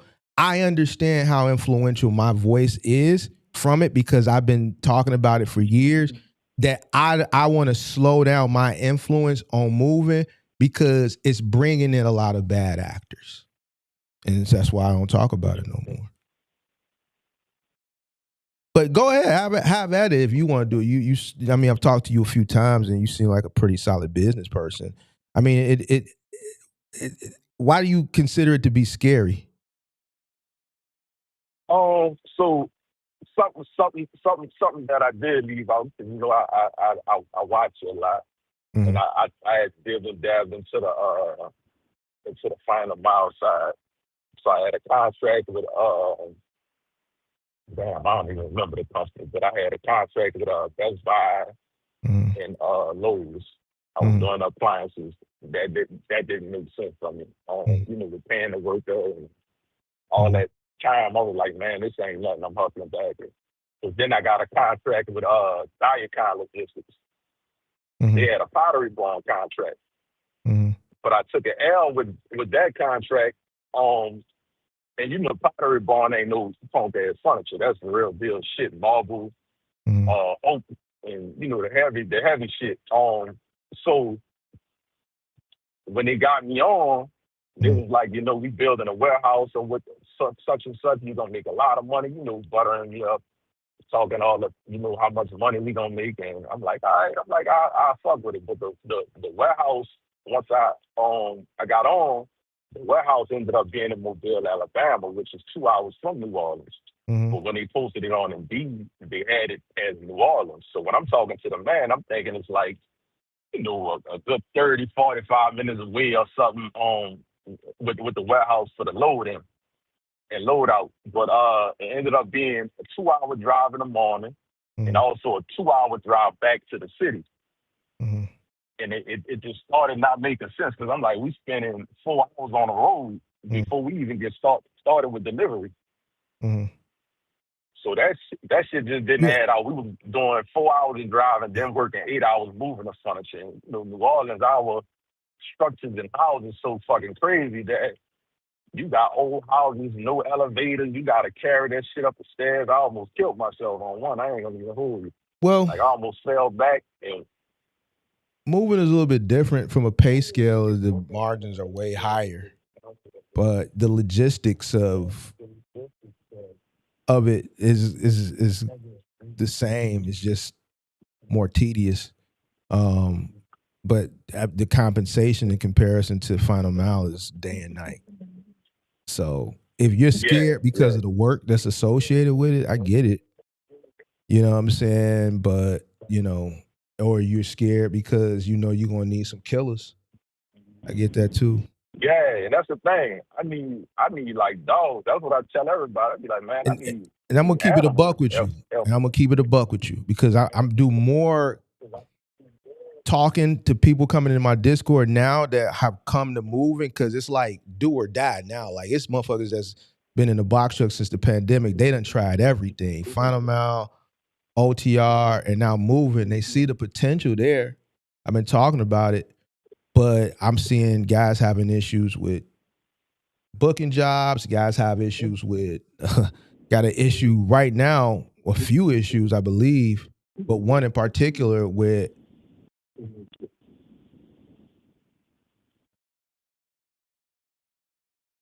the dynamic of owner and the relationship between you as the business owner and the employee. A lot of these guys think when I be saying, yo, you got a certain type of individual that does this type of work, and it's a certain type of way you have to stand on business. I think a lot of people think that when I be saying that shit, or when I was saying that shit, I was saying that shit for theatrics. And now they seeing like, nah, this shit is really like, motherfuckers would try you. Like, nah, bro, you gotta really, like, on some Suge Knight type shit. You did what I'm saying when it come to this shit. You did. And a lot of motherfuckers have Yeah. issue with that because you got to be a certain type of individual to run a moving company, bro. And, you know, the lifting, the heavy lifting, the labor is one thing, but you dealing with people from a certain type walk of life. You from the 504, so I know you get it. Putting them all together in tough situations, long days, frustration, testosterone, affiliations, all that shit comes into play. You know what I'm saying? Then the crab in the barrel, counting your money, all that shit come into play. And I'm seeing that motherfuckers is really having an issue dealing with that. And, you know, this week was a challenging week for a lot of people because it's moving seasons here, it's busy. And I get it. You're going to have to find you some killers. You're going to have to find you some dogs. And in today's climate, it ain't like how it was. Finding someone who's willing to do that type of work day after day, without complaining, without bitching, without, just, all that comes along with it is very, very challenging, bro. Very, very, very. And I'm seeing people who are coming to me, like in my Discord, they're being challenged, bro. They're being challenged. That's probably the biggest challenge that I see with moving is the people right now. Long are the days where you could find people to do very labor-intensive work, and they might have not enjoyed doing it, but they understood that, to society, I'm considered undesirable, and this is probably one of the only opportunities that I can get. I ain't gonna mess it up. I'm gonna go above and beyond and show the person I want to be here, and I want to make money. Like, people would get mad at me if I gave them a day off. You don't got that no more, bro. We playing in a different game. So the more labor intensive the work is, the harder it's going to be to not only, you can get the people will come, but you got to keep them, bro. You got to keep them. It could be a long day, like this guy had in my Discord, and then you need these guys right back here the next day. They may be tired, their bodies may be stiff, but they got to work that shit out, show up and do that shit all over again. And that's the issue. You gotta have people that got that mentality and got that dog in them that can do that shit, bro. Money is there. Money is there. You talking about what you doing? What you doing? You doing 8-9 a week? You could do one job and make half of that in a day. You can make that $4,000 on one move. It's gonna be a long move. 10, 12, 13, 14-hour job. Just one day, right? Profit margins way higher. Right? So and that's oh, go ahead. My bad. No, go ahead. You got it. So with the with the furniture, with the diet kind, it was like, it was maybe $75, $80 per delivery, right? But you'll get to a point where people rescheduling deliveries. Say you got a truckload and you got people rescheduling deliveries. You might not get to deliver that 10, 12 stop. That 10, 12 stop might turn into 6. Mm-hmm. You still got to pay a man his $200 or $250, whatever, you pay your helper. Mm-hmm. And you know what I'm saying? Just making it make sense.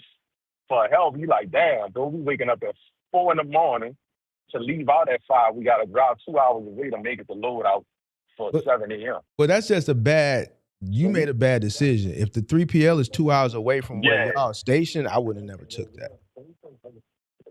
Oh, man. In like a week, we quit. Like, I called them. I got it. They never even paid me the money for the delivery we made. I'm going back and forth in the email with them soon, but I'm going to have to go And I'm gonna have to take legal action because they sent me a W-2 or W-9, whatever, the tax form, and they put that they paid me, it was like, I think it was like $1,500. I'm like, y'all putting shit with the IRS, and I never even received compensation for this. So I'm, which ain't much, but it's mine. You know what I'm saying? But that shit ran for a week course. But on the moving side, I know of course you get more to bread and it's way more compensation on You that charge for side than everything. a So per. if you traveling out 2 hours to get to a job, then the customer pays for that. The customer pays for you to come Right, back. right. The customer pays for the labor by the hour. The customer pays for the material. The customer pays for the truck. So there's no, middleman involved that's getting a percentage. You're charging for everything with a profit. You pay $25 an hour, you charge the customer $50 per man per hour. You pay X amount of dollars for shrink wrap, you charge the customer, if you charging for materials, 20, 30, 40% markup for the material, 50%. You charge a truck fee, you charge the customer, each customer for the use of the truck.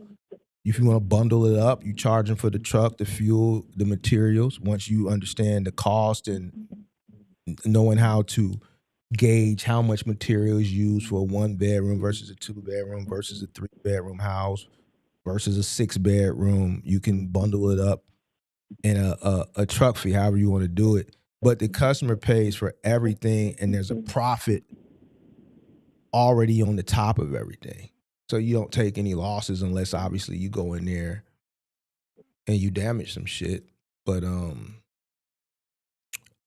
you can't, there's nothing that I can think of with a box truck that comes even close to moving unless you moving that Rihanna. You dig what I'm saying? So you understand me? You dig? So unless you moving that Fenty, you dig? I don't know nothing else that's coming close to it. You dig? So See, and that's what I like about it. When I hear you talk about the movement, I'm like, I didn't do my research like I did with the OTR and the box truck. But on the moving side, I'm gonna do a little more research. But I don't know how to charge it and shit like that. But I'll go back and into the videos you posted before.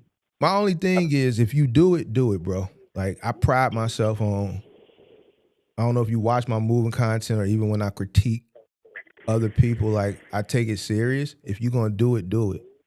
You go into people's homes, take care of people's homes, sacrifice your body. I got a bad shoulder. I'm going to the ortho tomorrow. I'm going for a third. I'm trying a different ortho. My shoulder, it's not like, but I can feel it. I notice, like, when I bench press, it's like, it don't, like, I strengthen it, but it's like, it's not the same as my other. You dig what I'm saying? So tomorrow I'm trying a different ortho. So what I'm saying is, if you're gonna do it, but understand what comes along with it. You're going into people's homes. It's your responsibility to protect people's shit, even if you got to sacrifice your body to do it, right? That's what comes along with it. I don't feel bad about my shoulder. You know why? Because in all my years in business, I have shit to show for all my years in business. So if this is just a what do you call it? Like war? What they call it? Not a badge of honor, but like a what's that saying with something war, right? Part of, I forget, it's a saying something war. But if my shoulder is just a war scar, right? If it's a war scar, I ain't tripping because I got years of money that was made, and I ain't tripping. I pay a bunch of money a month for health insurance, and I'll just keep trying different orders. It's not too bad to the point where I'm like, damn, my shoulder fucked up on one job, and all these years I ain't got shit to show for nothing. No, I'm okay if I had to do it all over again, and the armoire that fucking actually was the nail in the coffin, right? that did it, I would absolutely fucking do everything the same way. I ain't tripping on it. You dig what I'm saying? Because I know that's what comes along with it. It's an armoire. It's heavy. It's got to go up.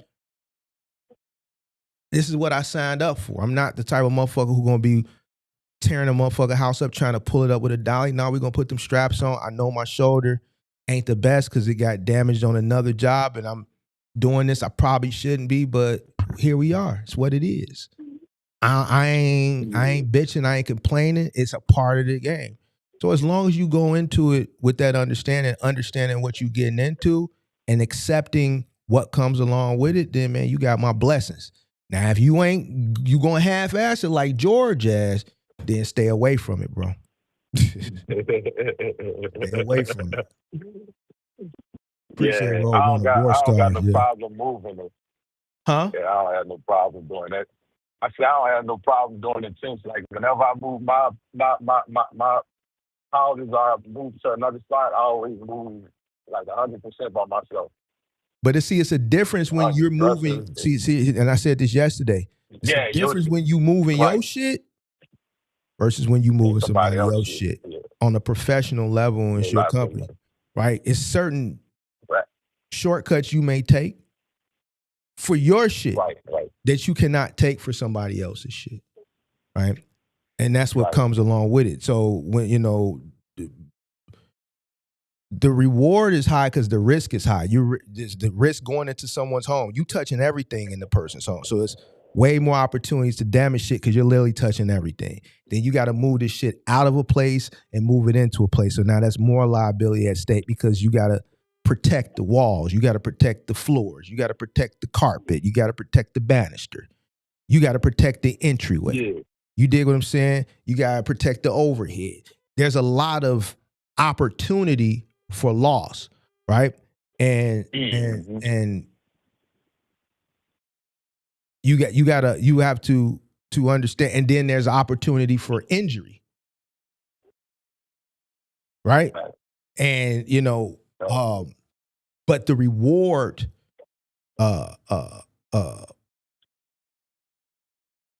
for that is it's great. It's great. It's great. So, but man, good luck. If you go for it, man, just make sure you go all the way in. Do it. Go all the way. Don't half-ass it. Go all the Yeah. way.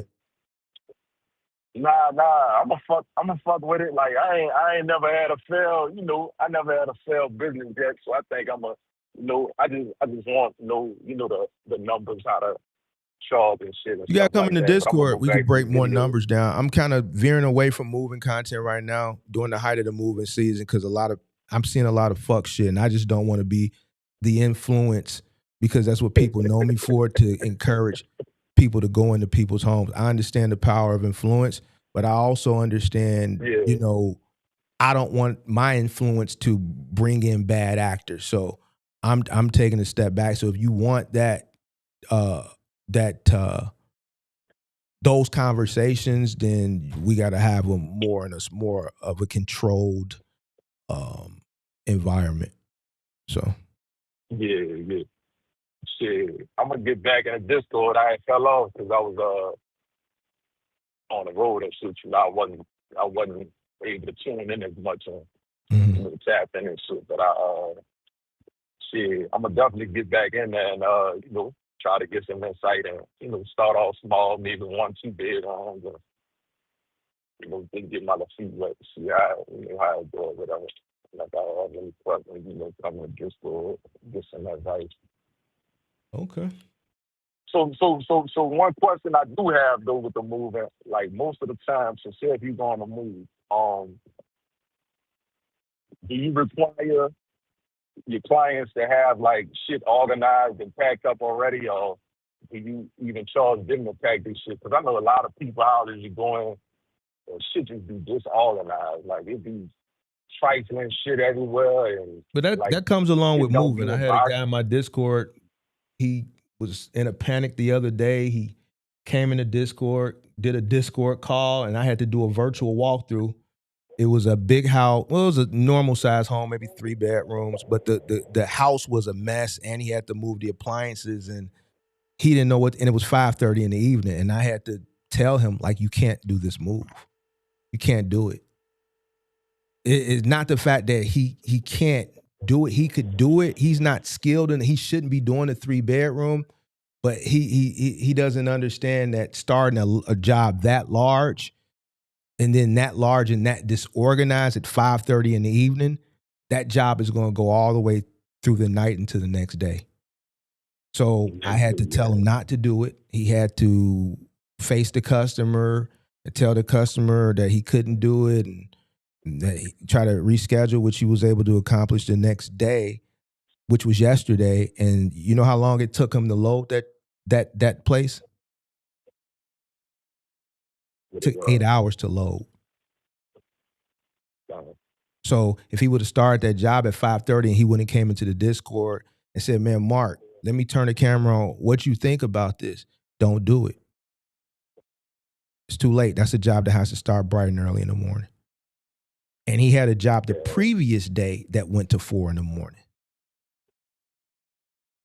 That morning. So he didn't get off that day until 4 a.m. And here you are finna get into the same situation again, which is going to lead to frustration amongst the guys, which you did the day before, where they getting frustrated, damaging shit, want to fight, all this shit, right? So, So I know I lost my train of thought. What was your question again? It was somewhere that made me come here. What was the question? Oh no.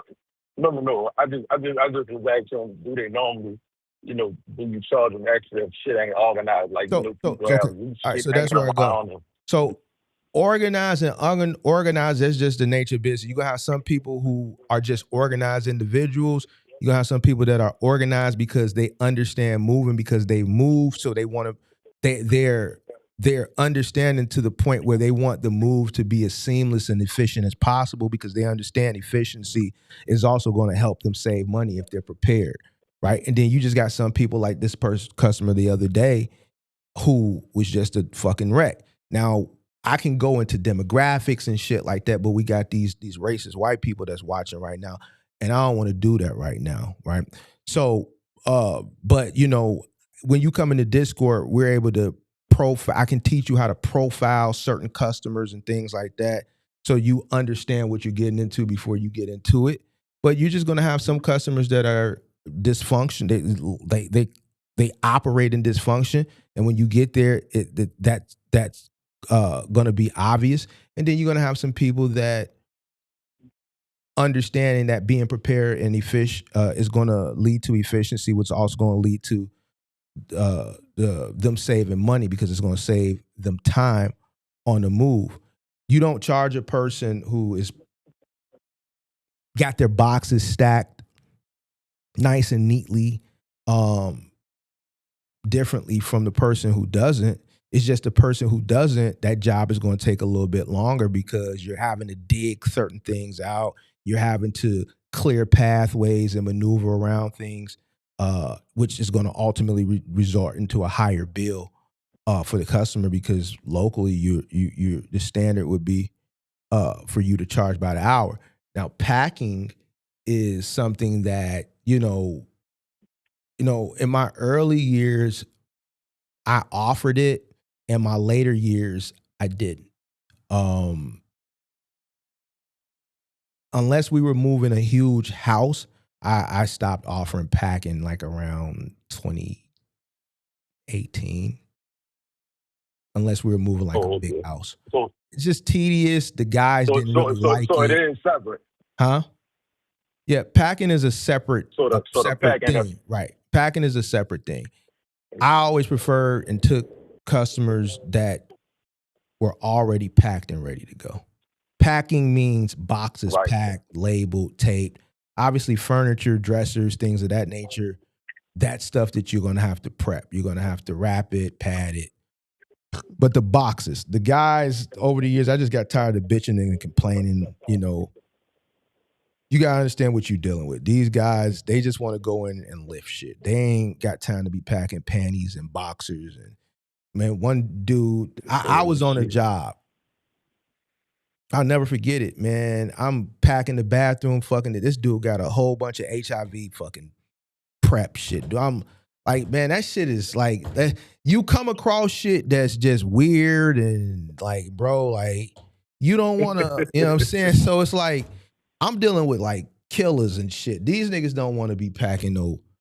Man, Mark, man, we don't put me on no more packing jobs, man. So I just got tired of hearing it after so long, and I just, unless it's like a big house, like a mansion, then yes, we'll pack it. Obviously, a mansion, I'm not turning down a $5,000-$6,000 job. That's maybe a day and a half job because they rich and live in Burr Ridge or live in Barrington. And they just rich to the point where they didn't even want to pack.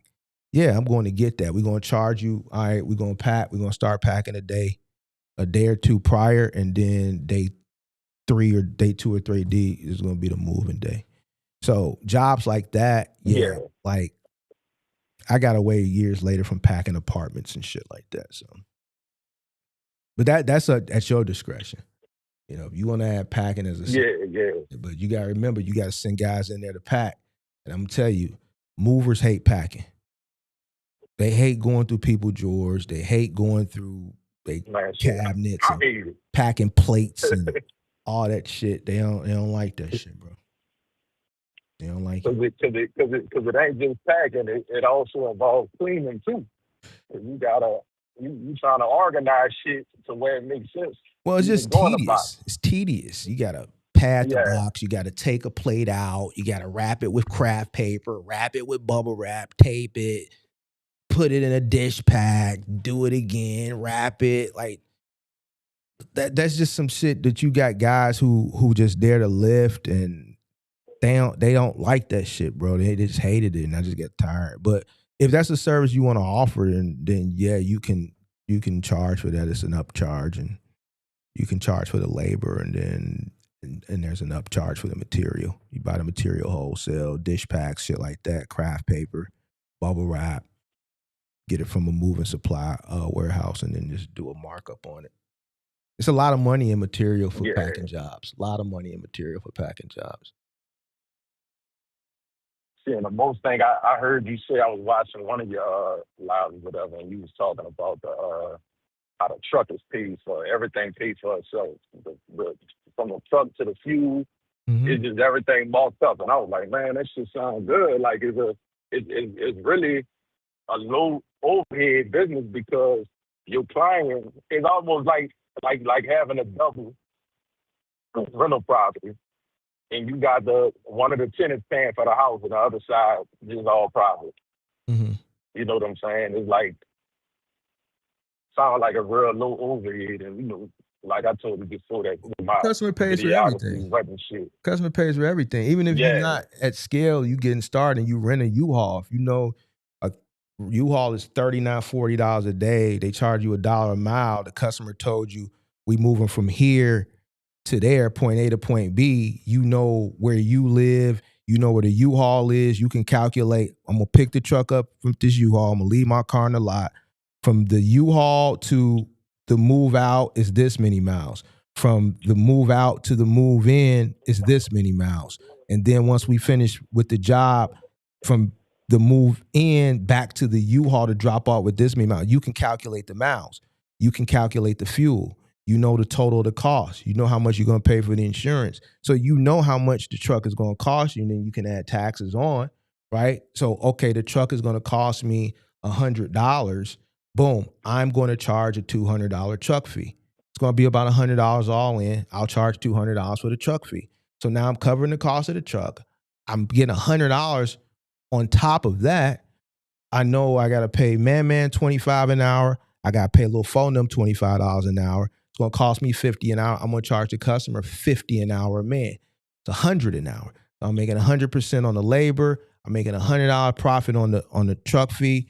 And then, or let's say the material cost. I know the material is going to cost me this much.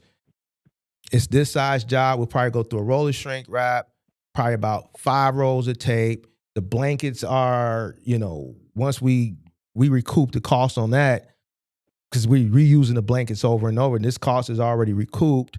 The bungees, the rubber bands, all this shit is already pretty much, the dollies are already recouped. So the materials that we're constantly buying is shrink wrap and tape. So I know I'm getting this shit wholesale, $80 a case, so that's $20 a roll. We use one roll, that's 20. We use about 5 rolls of tape.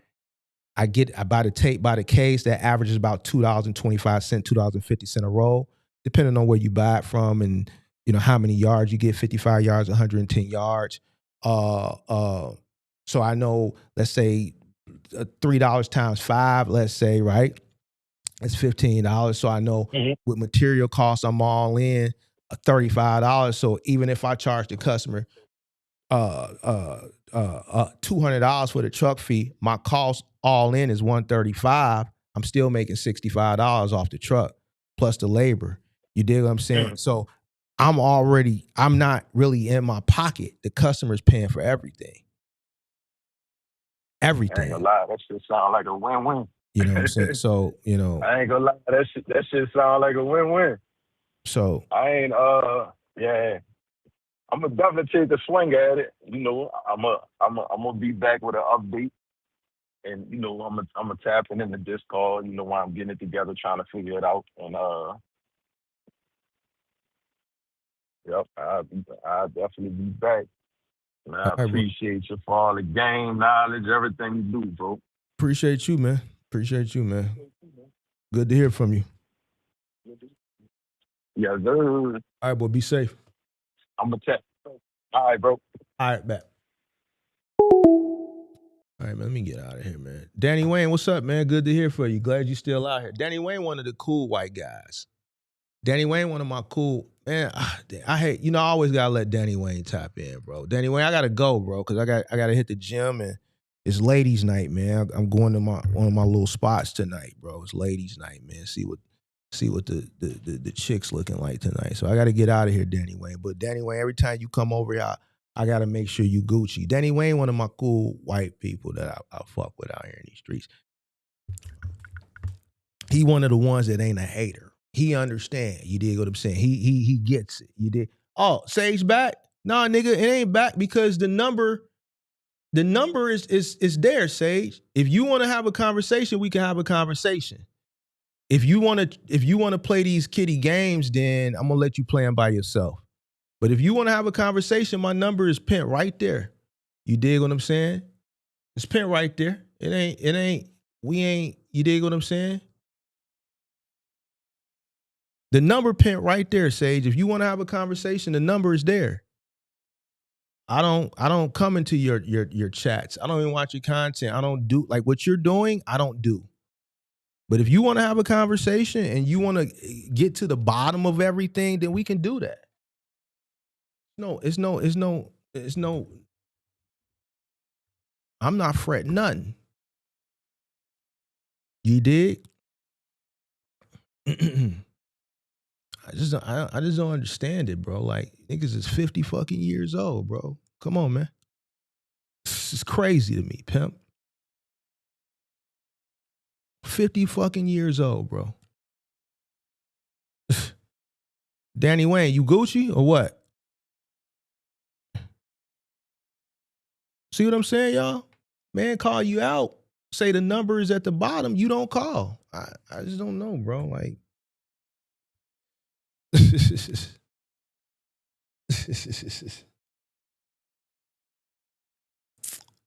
don't do it, Sage. Don't do it, Sage. See, let me tell you another thing. They watch the whole time, and he know I'm about to wind down because they know by this time I got to get out of here and get to the gym. So he never left. He was always here. So he says, okay, I'm back, start over. To kind of get me to engage more. Like, bro, come on. Like, Sage, everything that you think you doing, I'm 2 steps ahead of you. You think I'm not, but I am. All right? Danny Wayne, and I know you're not gonna call up. You don't want to have a conversation. I'm not calling you because it's nothing to call and talk about. You allow people to make racial epithets towards me, and you told me that you were done with certain people, but you allow people to do this. You allow people to set you up. Why would I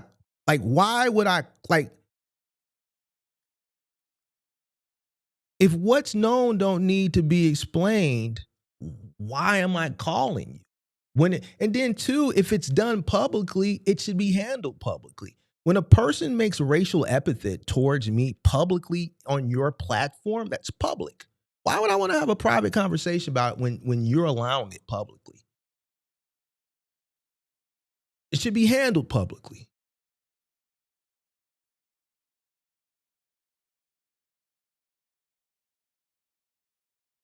It should be handled publicly. When it's done publicly, it has to be handled publicly. The racial epithets aren't done privately. Private racial epithets, we not tripping on. Why? Because we know what's known don't need to be explained until what has happened in recent society as far as this whole freedom of speech. You got niggas like Chud the Builder and all these goofy motherfuckers running around here thinking it's okay to say certain things. A lot of the rhetoric that people are saying now was closeted. We already know that's how motherfucker felt, but as long as you didn't say it publicly or you didn't say it to a motherfucker's face, we get in the privacy of your own home, we niggas. We get that. We understand that, and we okay with that. So why would I have a private conversation that you allowed someone to say publicly on your platform? Nah, we ain't doing that. That's sucky shit. Sucky shit, bro. We not doing that. Danny Wayne, man, you gonna call in, man, and say what's up to the big homie, or what we doing? I always gotta check on Danny Wayne, man. I always gotta check on Danny Wayne, bro. Danny Wayne, you see the link? I put it in the chat. But I want to have a private conversation when you allow motherfuckers to make racial shit publicly. Hey, come on, bro. I'm a real dude. No, we not doing that. Danny Wayne, you gonna hit the link or what, bro, before I get out of here?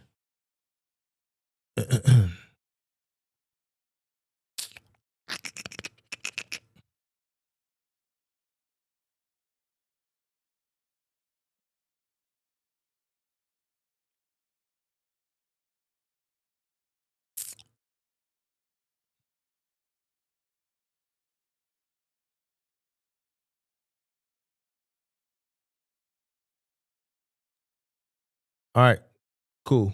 All right, I hope you're doing well then, Danny. Good to hear from you, man. I hope everything is good with you, man. I hope everything from the last time that you came on the show, hope everything has gotten better for you.